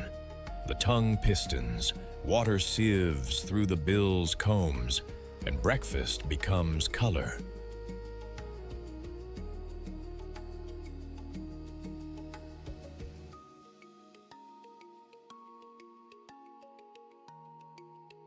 As heat builds, they loaf in the shallows, preen salt from feathers, and glaze their plumage with oil for waterproofing. The famous one-leg stance is not a fashion choice. It trims heat loss and lets tired muscles rest. When breeding season peaks, the shoreline turns into a chorus line, marching shoulder to shoulder, heads flagging, necks stretched skyward. Then, a sudden wing salute that flashes secret black primaries before the next step. Synchronized theater where the best movers win mates.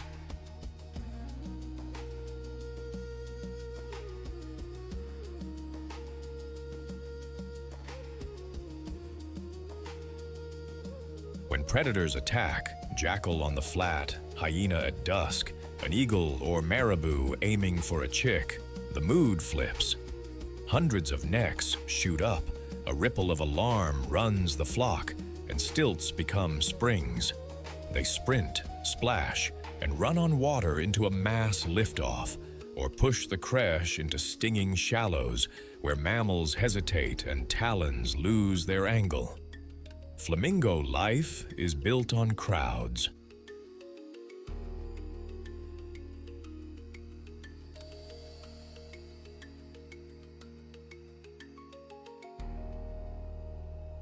Colonies swell to tens of thousands, and courtship is a team sport. Big display flocks march in sync so females can judge stamina and style. Bright pink means a good diet and strong health. Those with the richest hue and sharpest timing get noticed. Pairs usually bond for the season, then set up on low islands and sculpt cone-shaped mud nests. Both parents incubate, and both feed the chick a rich red crop milk.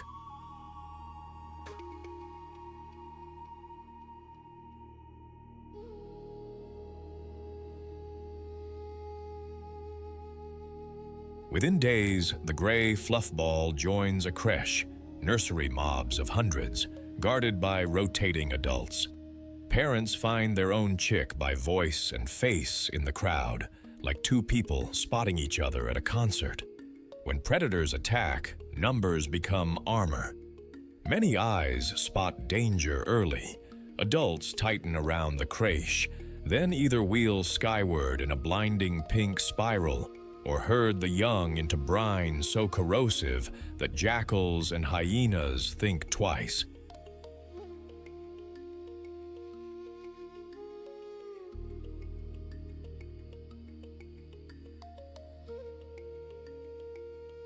Synchronized panic is not chaos.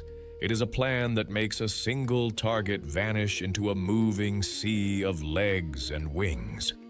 Flamingos are engineers of extreme lakes.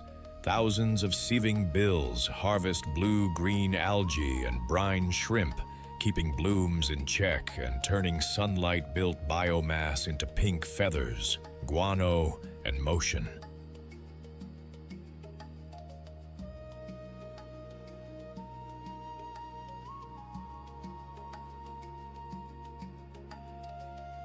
Their wading stirs sediments, oxygenates shallows, and ferries nutrients up the food chain to raptors, jackals, hyenas, and crocodiles that take adults and chicks. Even their losses feed marabous and fish. Mud cone nests lift eggs above caustic water and reshape micro-islands, seeding productivity for months.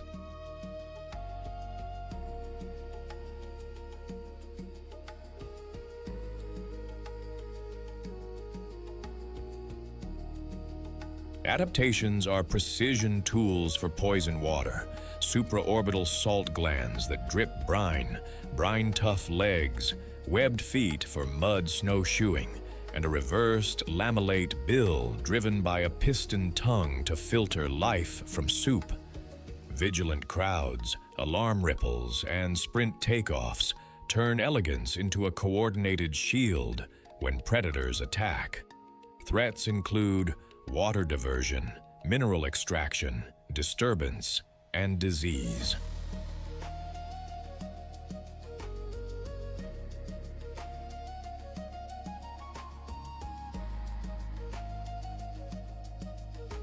All color and bone and balance, the flamingo is beauty forged in brine, an athlete of the mirage. When predators attack, grace becomes thunder, reminding us that saving wild wetlands keeps the dance alive.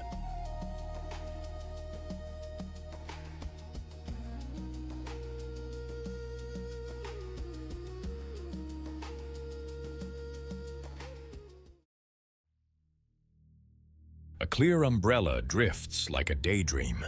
Then 1,000 invisible harpoons fire at once. When predators attack, the brainless hunter answers first. Meet the jellyfish, the translucent phantom of Earth's oceans, from tropical lagoons to polar seas, from sunlit shallows to midnight zones. With stinging tentacles and, in many species, a ghostly glow, it turns simple anatomy into a surprisingly lethal strategy.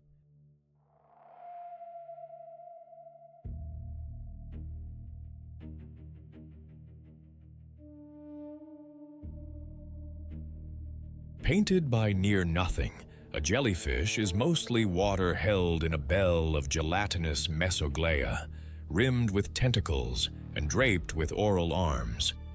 Radial symmetry keeps every angle ready. A soft umbrella pulses to push it forward or hover in place, letting currents do the heavy lifting.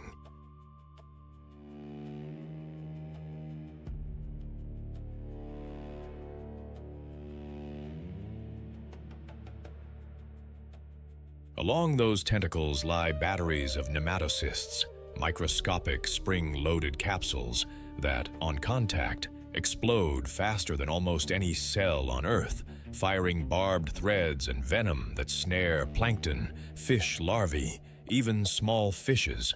There is no heart and no brain, just a nerve net, statocysts for balance, and in some species, light-sensing ocelli, all tuned to a drifting life that wastes no energy.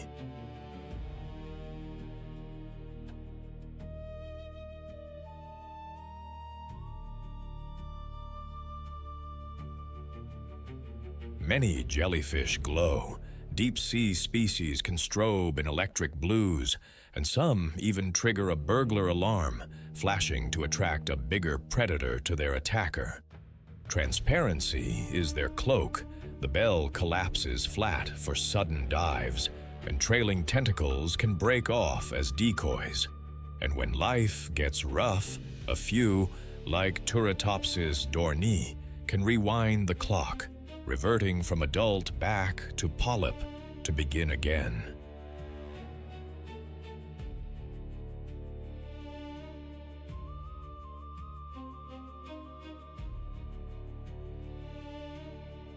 In an ocean ruled by ambush, simplicity becomes an edge, especially when predators attack. Life for a jellyfish is a drifting routine, tuned to the pulse of the sea. Most ride currents like living kites, pulsing their bells just enough to steer while trailing tentacles like invisible drift nets. At night, many rise toward the surface buffet. Plankton, fish eggs, larvae, tiny crustaceans, then sink by day into dimmer water where fewer hunters cruise.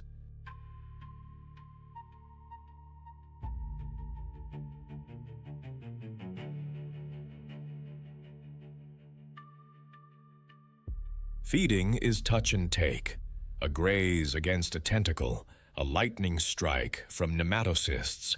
Then the conveyor belt of oral arms delivers the catch to the mouth. Some species glow blue, purple, even rainbow. In the deep, that bioluminescence can startle attackers or trigger a burglar alarm, flashing to summon a bigger predator to the scene. When predators attack, sea turtles, ocean sunfish, certain fishes, the jelly plays every simple card.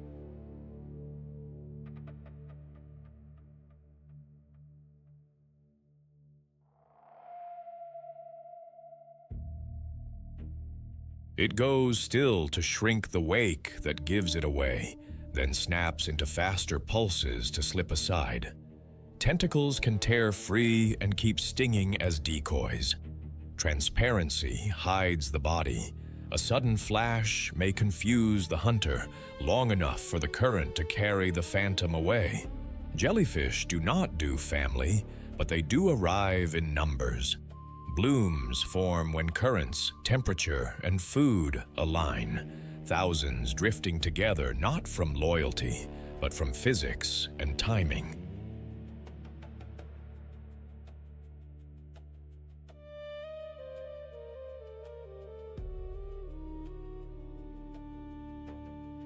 Reproduction is a two-part life.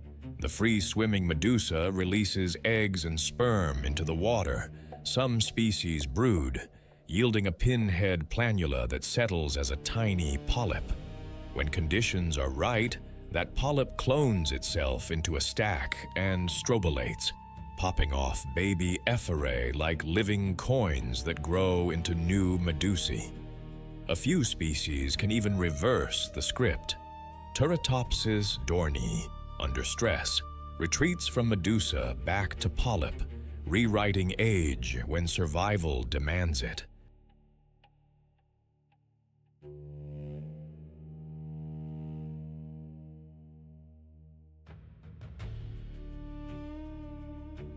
Relationships are mostly practical. Juvenile fish often shelter beneath the bell, borrowing the jelly's stinging curtain as a shield.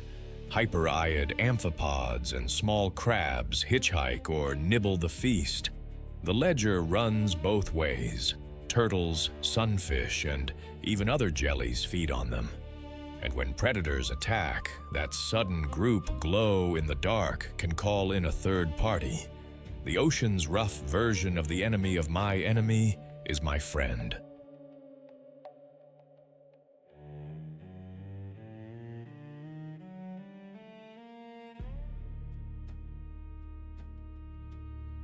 Jellyfish are ancient editors of the sea, trimming plankton swarms, fish eggs, and larvae, then becoming food for turtles, sunfish, and even other jellies.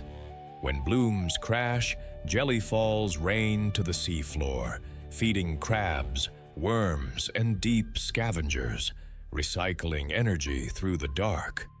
Drifting by design, they ride currents and migrate up at night, down by day, helping shuttle carbon into deeper water.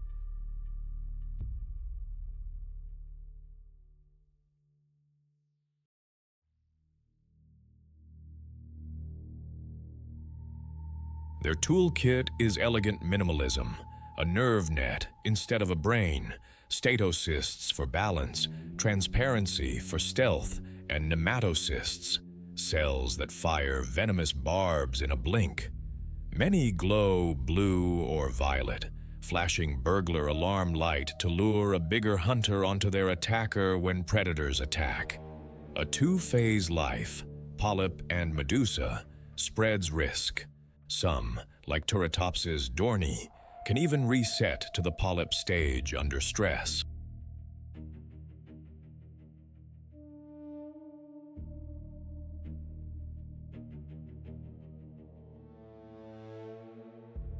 Warming and acidification now disturb this balance, tipping seas toward erratic blooms and fragile food webs. Older than dinosaurs, yet lighter than a sigh, the jellyfish turns simplicity into survival. Light against darkness, a sting against teeth. When predators attack, it endures. Our task is to keep the oceans steady, so even the oldest heartbeat without a heart can go on drifting.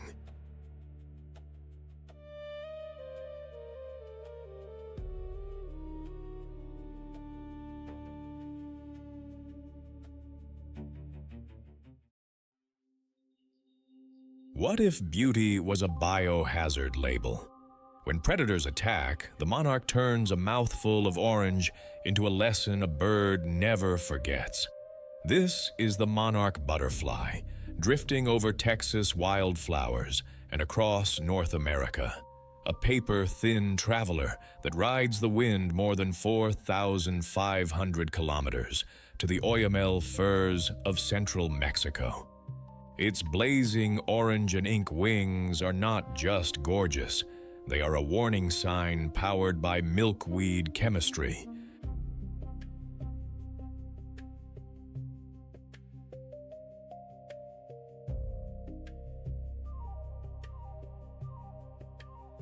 Painted by nature in sunset orange crossed with inky black veins and rimmed in white polka dots, the monarch wears a pessimitism like armor.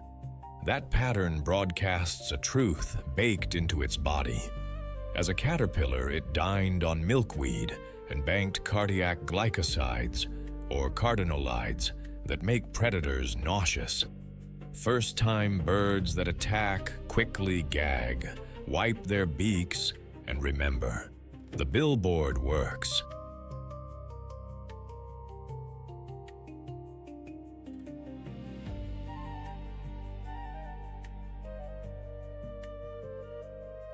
A 9 to 10 centimeter wingspan of wafer light, overlapping scales, forms efficient airfoils. Black pigment soaks up morning sun for takeoff, while long forewings and a sturdy thorax of flight muscle favor soaring and glide efficiency over sprinting. Males carry small black scent patches on the hind wings. Females show thicker, darker veins.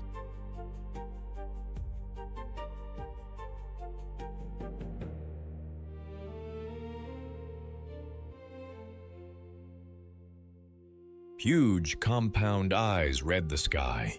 Clubbed antennae house the circadian clocks needed for a time-compensated sun compass, and light-sensing proteins help them key into the Earth's magnetic cues on overcast days. A coiled proboscis sips nectar to refuel the migration engine, and spined legs taste milkweed leaves. When predators attack, the monarch's colors speak first, and the chemistry makes sure the message sticks. Mornings start with a solar charge.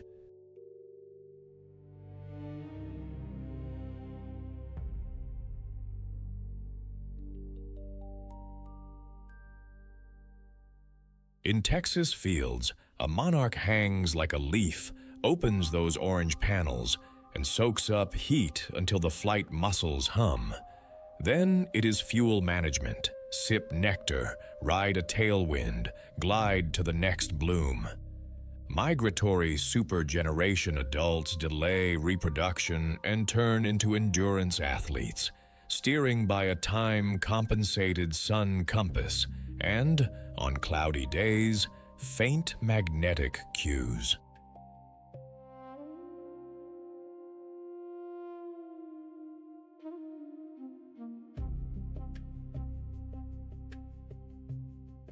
By afternoon, they ladder up on thermals, banking free kilometers toward the Sierra Madre. By evening, they tuck into sheltered roosts, cedars, oaks, or, in Mexico, oyamel firs, saving energy through the cold. Danger is never off the route. Paper wasps and praying mantises can snatch distracted nectar feeders. Orb weavers box clever with sticky math.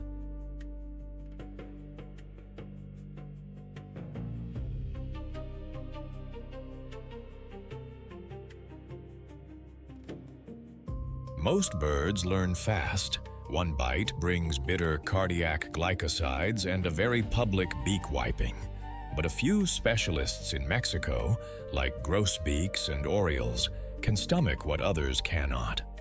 For the caterpillars, daily life is trench warfare. They bleed milkweed leaves to drain sticky latex, then feed cleanly. When predators attack, the adult's best play is visibility. Do not eat me, you will regret it. And the rest is strategy.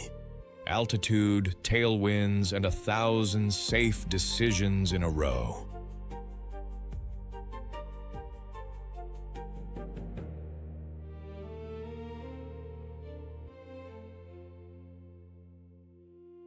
Monarchs are not social in the lion pride sense. They are a crowd, not a committee. Yet migration makes them look communal. At night, hundreds to millions roost together, cloaking branches in living quilts. Clustering buffers cold, shares humidity, and dilutes risk. If a predator strikes, odds say it will not be you. But concentration also attracts the few birds that can handle the toxins, so the colony's defense is numbers, not combat. Come spring in Mexico, the blanket unravels.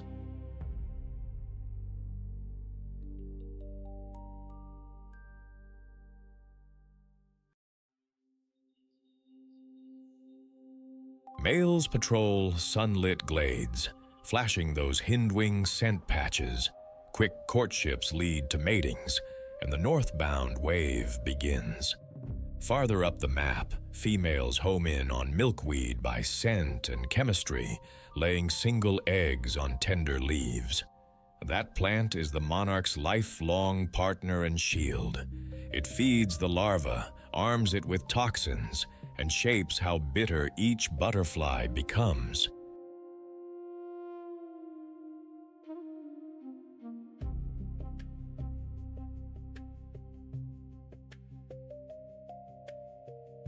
The relationship web sprawls outward. Monarchs pollinate countless wildflowers, and even their warning colors recruit lookalikes like the viceroy, reinforcing the do not eat orange lesson for birds. When predators attack, the monarch relies on the quiet strength of associations: trees for shelter, winds for lift, milkweed for armor, and on the wisdom of many wings moving as one.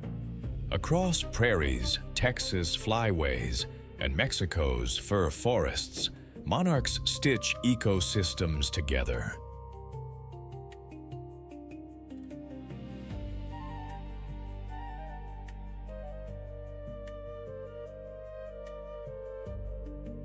They pollinate a broad cast of wildflowers on the southbound and northbound legs, while caterpillars prune milkweed and return nutrients as frass. Their warning colors do community work too. One nauseating bite teaches birds to avoid orange and black, easing pressure on other toxic lookalikes. At the winter roosts, millions funnel nutrients to the forest floor, and yes, feed a few specialists like grosbeaks and orioles. The food web cashes every check.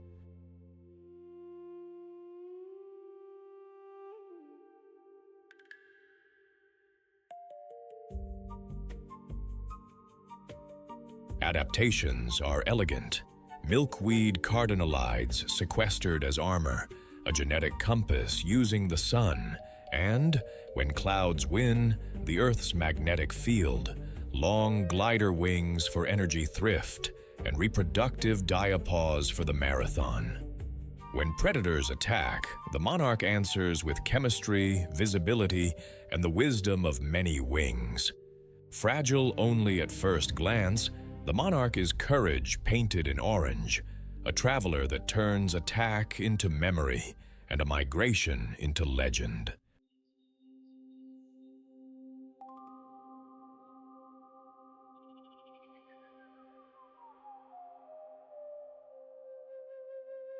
When predators attack, it reminds us that beauty can be a shield and that survival can span generations.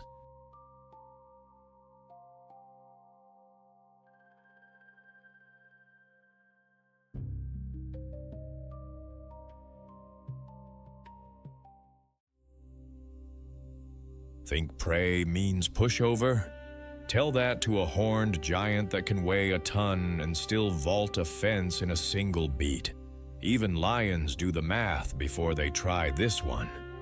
Meet the Eland antelope of the southern Serengeti and the Ndutu Plains, the largest antelope on Earth, returning with the first rains.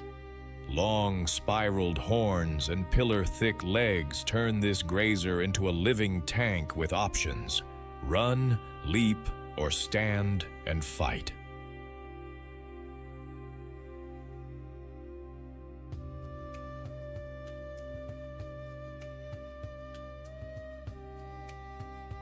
Painted in warm fawn and dusted with faint white stripes, the eland looks like the savanna sculpted into muscle.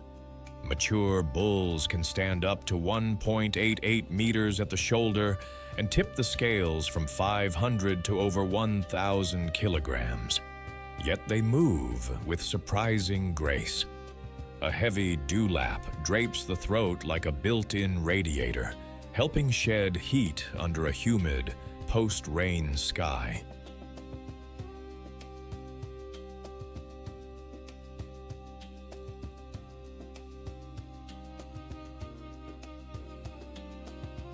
Both sexes carry corkscrew horns, thick at the base, darker at the tips, perfect for parrying a predator's rush or sparring with rivals without shattering. Males darken along the neck and shoulders, a storm shadow of strength, and grow a bristled forehead tuft that cushions horn clashes.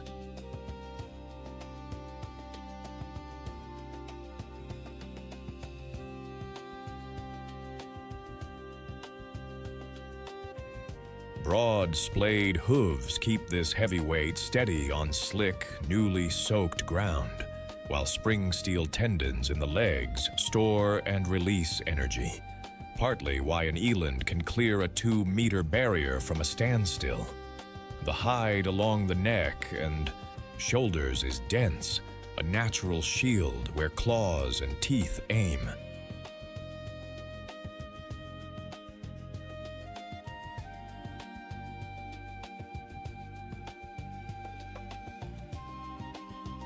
Eland eyes are high and wide-set, giving a panoramic early warning system, and that long, mobile muzzle is a multi-tool, equally at home nipping green shoots after the rains or stripping leaves from thorny acacia without flinching.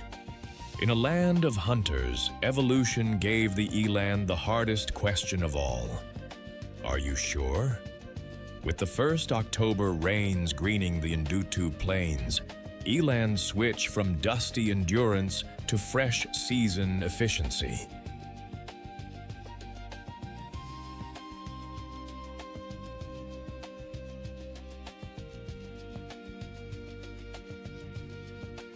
Dawn and dusk are prime time, cool air, tender shoots, and a brief window before lions clock in.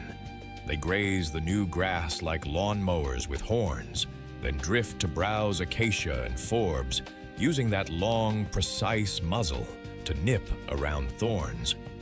Midday brings rumination in open shade, chewing the morning's harvest while oxpeckers inspect their hides like mobile maintenance crews.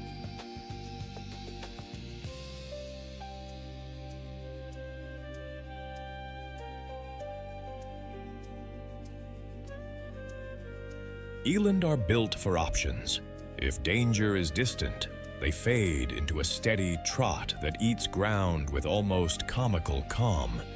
If it is close, they launch, vertical, horizontal, whatever it takes. Rain-slick earth is no problem for those broad hooves, and the heavy dewlap sheds heat as the day warms. One signature tells you an eland is near before you see it. The deep knee click, a tendon snap that sounds like castanets in the grass.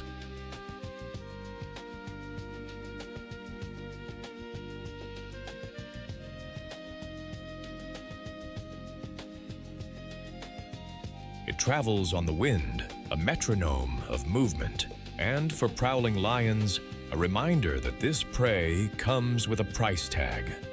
When predators attack, eland do not panic. They calculate, then pick the fastest exit or the sharpest angle of defense. Eland societies are flexible by design. Females and calves form large, loose herds that expand with the season, often shadowing wildebeest lines as the Ndutu grass flushes.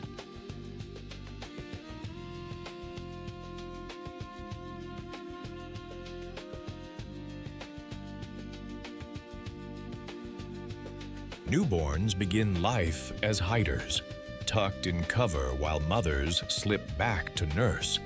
A few weeks later, calves graduate to creche, playful nurseries guarded by many eyes and many horns. Adult females cooperate in motion and vigilance, bunching tight when the night grows noisy, then flowing apart as the plains feel safe again. Males run on 2 tracks. Younger bulls roam in bachelor bands, sparring politely and learning the rules.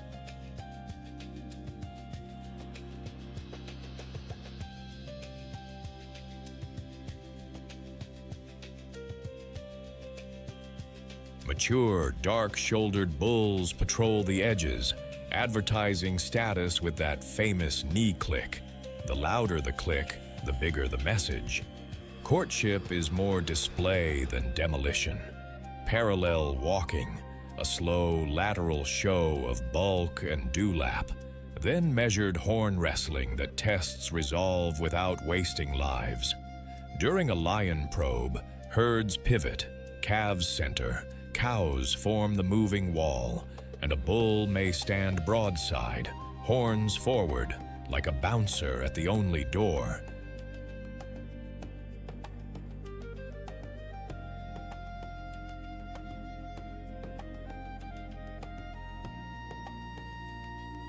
In a world of sudden ambush, the eland's secret is not panic, it is practiced choreography. When the first October rains pull the herds back toward Ndutu, eland are among the earliest heavyweights to return, switching smoothly from dry season browsing to fresh grazing. That flexibility shapes the plains. They clip young grasses, open grazing lawns for smaller antelopes, and disperse seeds in nutrient-rich dung that jumpstarts the post-rain bloom.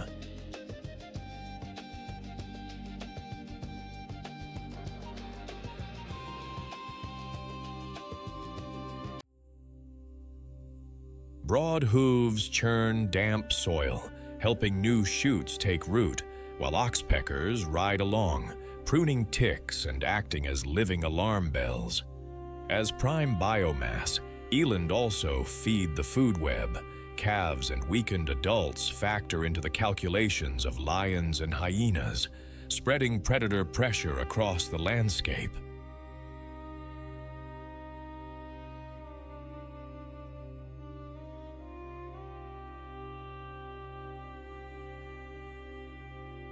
Adaptations stack in their favor: heat-shedding dewlap, panoramic vision, moisture drawn from leaves when water is scarce, tendon knee clicks that broadcast condition, and corkscrew horns that turn a last stand into a serious negotiation.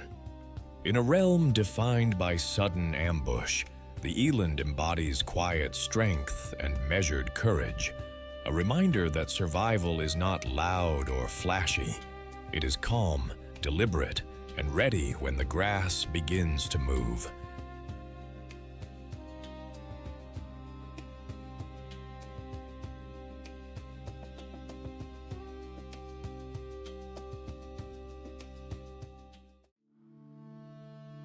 No claws, no fangs, just thunder.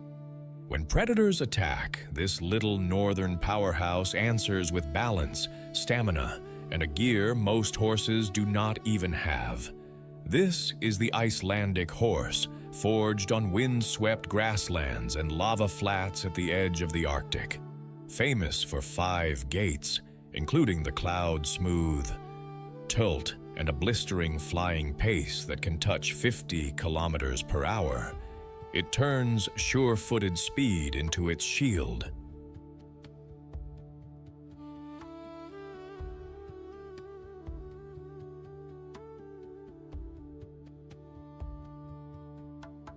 Sculpted by cold and distance, the Icelandic horse is compact and muscular, often around 13 to 14 hands, with a deep chest, short, sturdy legs, and dense bone built for rough ground. A thick double coat, oily guard hairs over a woolly underlayer, armors it against sleet and biting winds, while that big, wind-tossed mane and tail add extra insulation along the neck and hindquarters.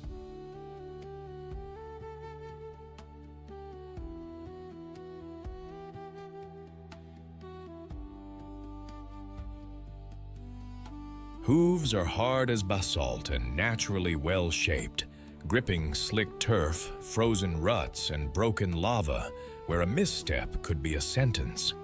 Wide-set eyes and swiveling ears keep a 360-degree watch. The broad forehead and straight profile house sinuses that warm, brutal air before it hits the lungs. Nature painted them in nearly every shade: black, chestnut, dun, gray, camouflage against snow-patched hills and dark volcanic stone.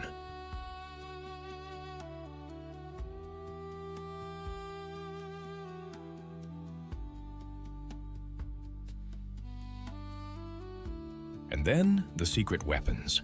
Tilt, a 4-beat glide that stays smooth over bad footing, and the explosive flying pace.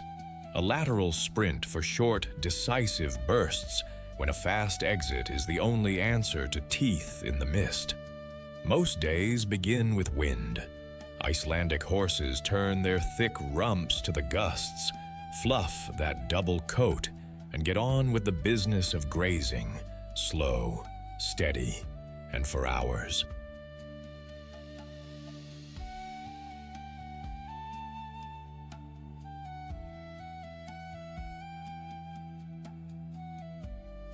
They thread across lava fields and tussock grass like a tide, noses low, snipping tough grasses and herbs that other breeds might ignore.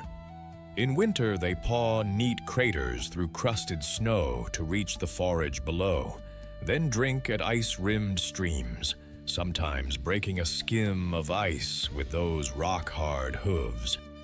Movement is energy management. Tilt to cover rough ground without jarring joints, short canters for play and warmth, then back to a fuel-saving walk.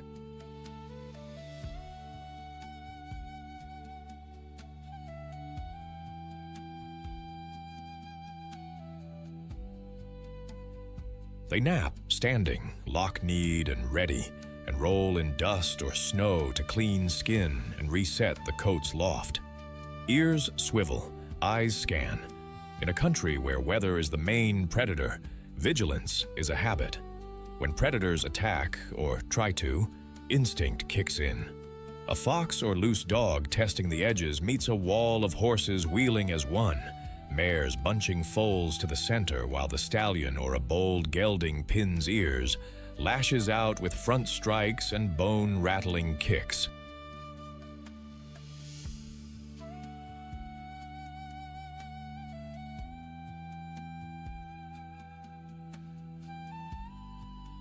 If a fast exit is smarter, the herd slides into tilt and simply disappears over the next ridge, flying pace reserved for the rare, flat-out sprint. Like all horses, Icelandics organize their world around the herd. A typical band centers on several mares and their offspring, with a resident stallion.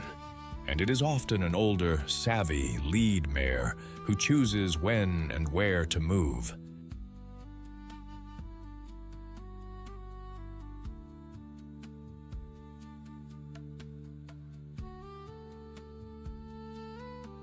Bonds are braided through time, mutual grooming along the withers, soft nickers, nose-to-nose greetings, and the quiet comfort of sleeping close. Foals arrive after an 11-month wait, usually in late spring when grass returns. They stand within minutes and memorize mom's scent and voice fast. Other mares often play auntie, hovering while the dam grazes, and the stallion patrols the perimeter, driving off nosy rivals with arched neck, snorts, and the promise of teeth.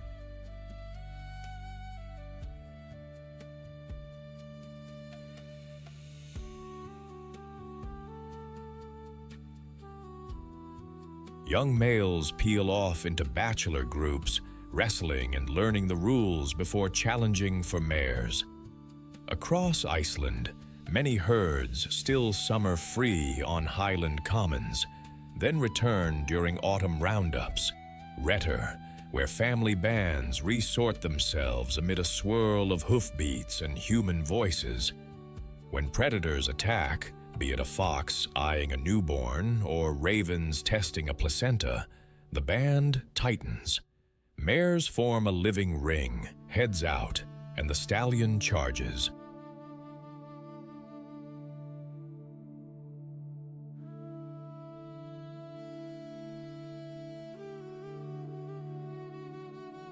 Ears pinned, jaws ready, hind hooves loaded like sledgehammers. It is not bravado, it is a plan. And if the threat lingers, terrain is a teammate. High ground for a wider view, a smooth tilt to reposition, and the kind of collective calm that keeps panic from doing the predator's work for it. On Iceland's open heaths and lava grasslands, the horse is a quiet gardener.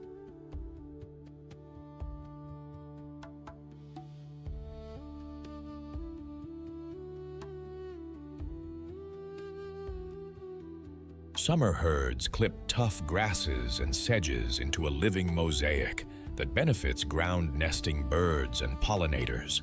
Manure returns nutrients to thin volcanic soils and feeds armies of beetles and flies. Seeds hitch rides in mane and tail or pass in dung to sprout where hooves have gently scarified the turf. In winter, those same hooves punch wells through crusted snow so the herd can graze, exposing forage others then use.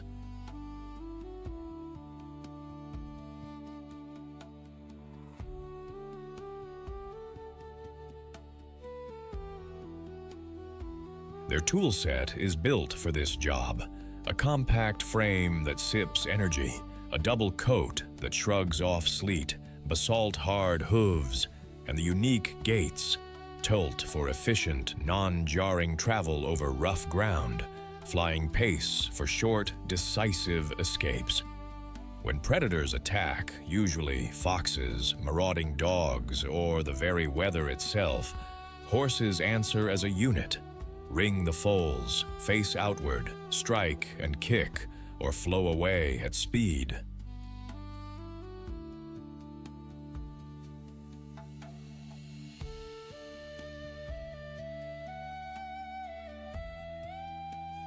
Isolation laws that forbid importing other horses have kept the breed genetically pure and disease-light. But climate change, pasture shifts, and disturbance remain modern tests of an ancient partnership. Forged by wind and time, the Icelandic horse is a symbol of endurance and a reminder that when predators attack, whether claws or storm, survival can be grace in motion and strength in togetherness. Protect the land that shaped them, and their 5-gate heartbeat will keep the North alive.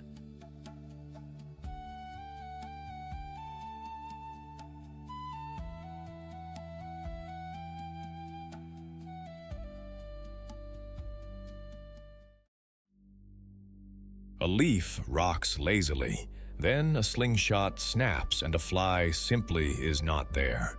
When predators attack, the forest's slowest mover turns invisible.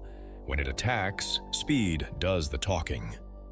Meet the panther chameleon, Furcifer pardalis, from Madagascar's humid coastal forests.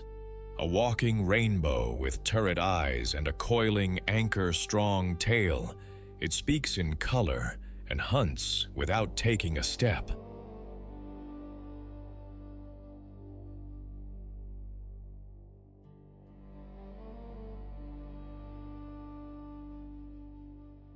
Sculpted thin and tall, the panther chameleon's body is laterally compressed like a leaf with a low casque on the head and a saw of tiny spines down the back. Males can reach 16 to 20 inches and burst with reds, blues, and emeralds. Females are smaller, subtler, until they are not. Those colors come from layered skin, dark melanophores and yellow or orange pigments over iridophores packed with nanocrystals.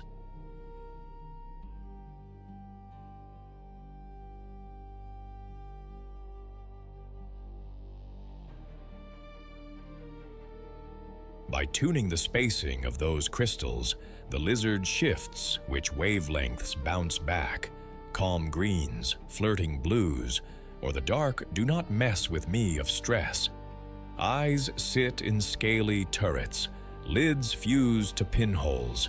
Each eye swivels independently for a near 360-degree scan, then locks both forward for depth when it is time to shoot.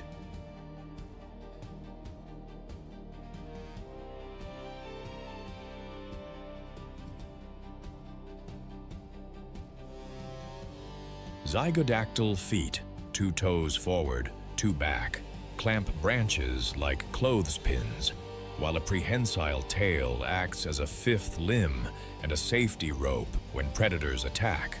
Up front, a coiled tongue more than twice the body length loads like a spring. An accelerator muscle and elastic collagen unleash it at around 5 meters per second.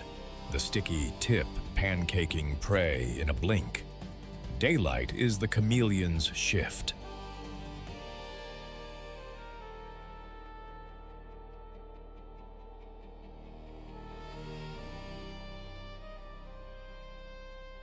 At sunrise, a panther chameleon eases into a patch of sun, darkening slightly to drink heat, then cools to greens as it begins the slow hunt.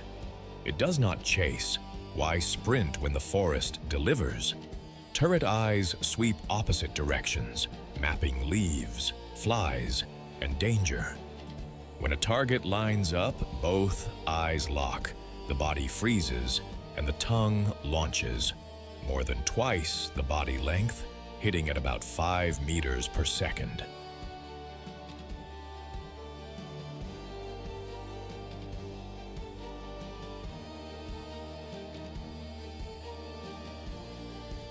Meal gone, it chews quietly, then resumes its gentle leaf rock, a metronome that sells the illusion of wind.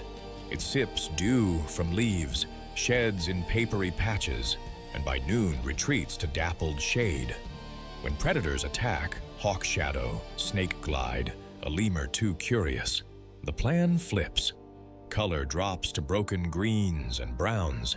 The lizard slides to the far side of the branch, putting wood between itself and teeth.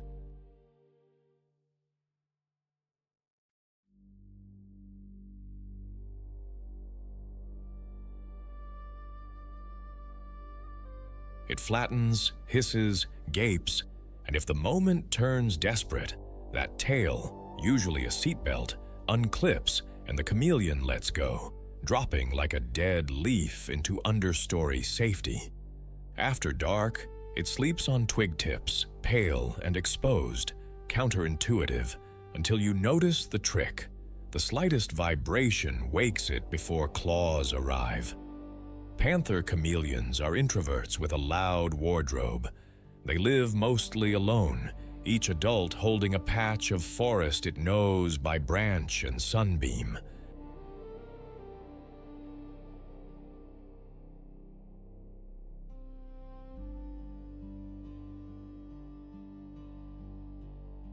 Territory talk is done in color.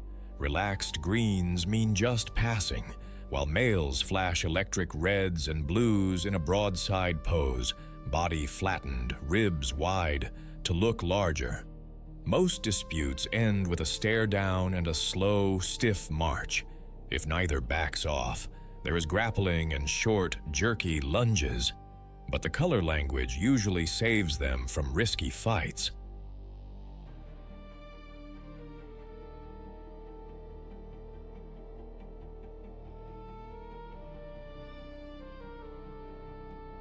Females run the most important signal system of all, soft hues when receptive, dark, contrasting gravid patterns when they are not, backed by hissing and a firm headbutt if a male cannot take a hint. Courtship is careful. A male approaches in slow focus, colors pulsing. A receptive female allows a brief pairing, then the two part ways. Weeks later, she climbs down to dig a tunnel in soft soil and lays a clutch, often dozens of eggs, seals it, and disappears.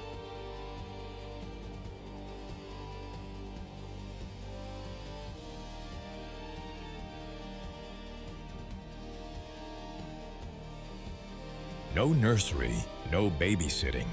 Hatchlings surface months later already miniature hunters, solitary from day one. In a forest where predators attack without warning, this distance, this diplomacy in color, is how chameleons keep their energy for the only fight that matters, staying unseen. Panther chameleons are the forest's quiet pest control, trimming swarms of leaf-eating insects and passing that energy up the chain to raptors, snakes, and small carnivores that take them in turn.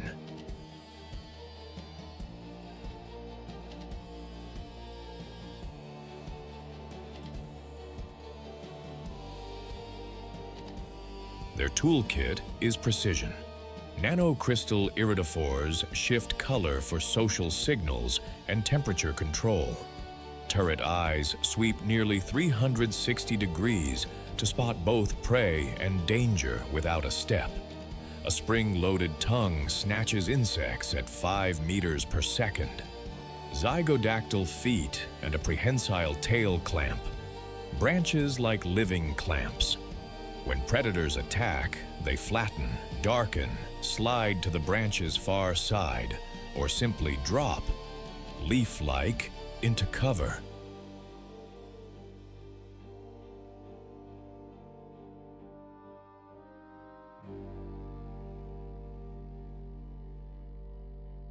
At night, they sleep on twig tips, an alarm that vibrates before claws arrive. Habitat loss in Madagascar frays this web. Fewer branches mean fewer places to disappear. A hunter by silence and a poet in color, the panther chameleon embodies the spirit of survival, answering when predators attack with calm, craft, and a vanishing act. Keep the forest, and the rainbow keeps breathing.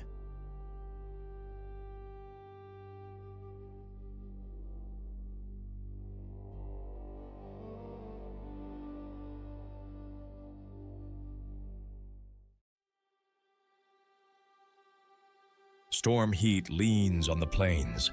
Dust hangs, the river sweats brown muscle, and the bank trembles under hooves. 100,000 hearts weigh a single decision. Across the water, the promise of grass. Between, silence shaped like jaws. The first wildebeest steps. 1, 2. The herd pours. Water detonates. Spray, horns, panic. A log is not a log. Nile crocodile. It rises with ancient patience, mouth opening like a gate to the past. Bite, roll.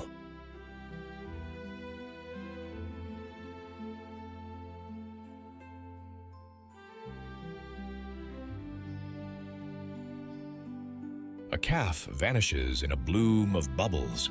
Another finds footing on a hidden stone and staggers on, lungs burning, eyes white with the mathematics of survival. On the far bank, lionesses flatten in the thorn. Tails tick.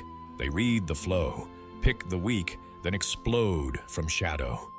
One missteps in mud, another corrects, and a zebra kicks like a piston, buys 3 seconds for a friend. Hyenas ride the margins, ears up, futures already counted in their heads.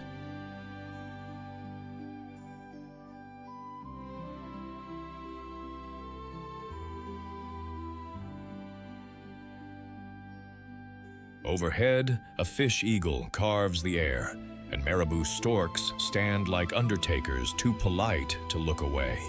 Some make it. Many make it. Not all. The river keeps its tithe. The grassland pays it forward.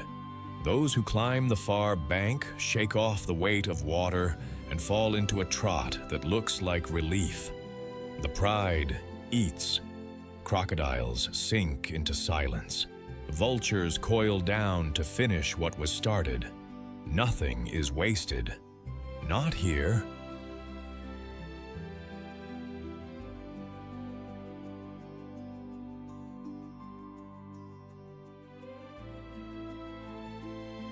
And this is the true face of when predators attack, not villainy, equations.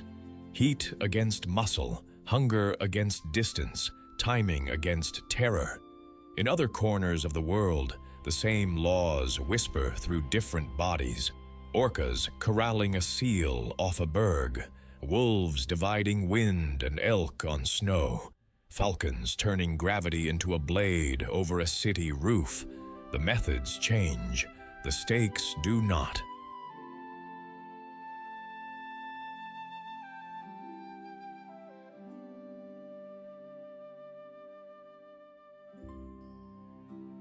We have traveled with ambushers and sprinters, color speakers and night listeners, bone and feather and fin. What they share is discipline, waiting, reading, choosing the one moment that matters. Our part is to keep the stage intact, rivers connected, wetlands breathing, forests layered, seas unbroken. Back the rangers, respect the corridors, vote for clean water, and leave fewer hooks, nets, and snares in the world.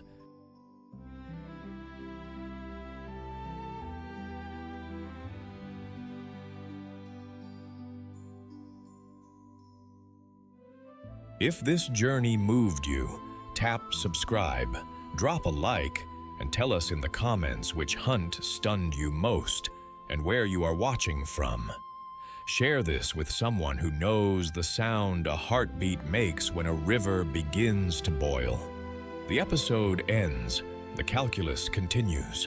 Night folds over the plains, and the first stars light 1,000 quiet decisions. In the dark, hunger and hope keep walking, and the wild writes its next line.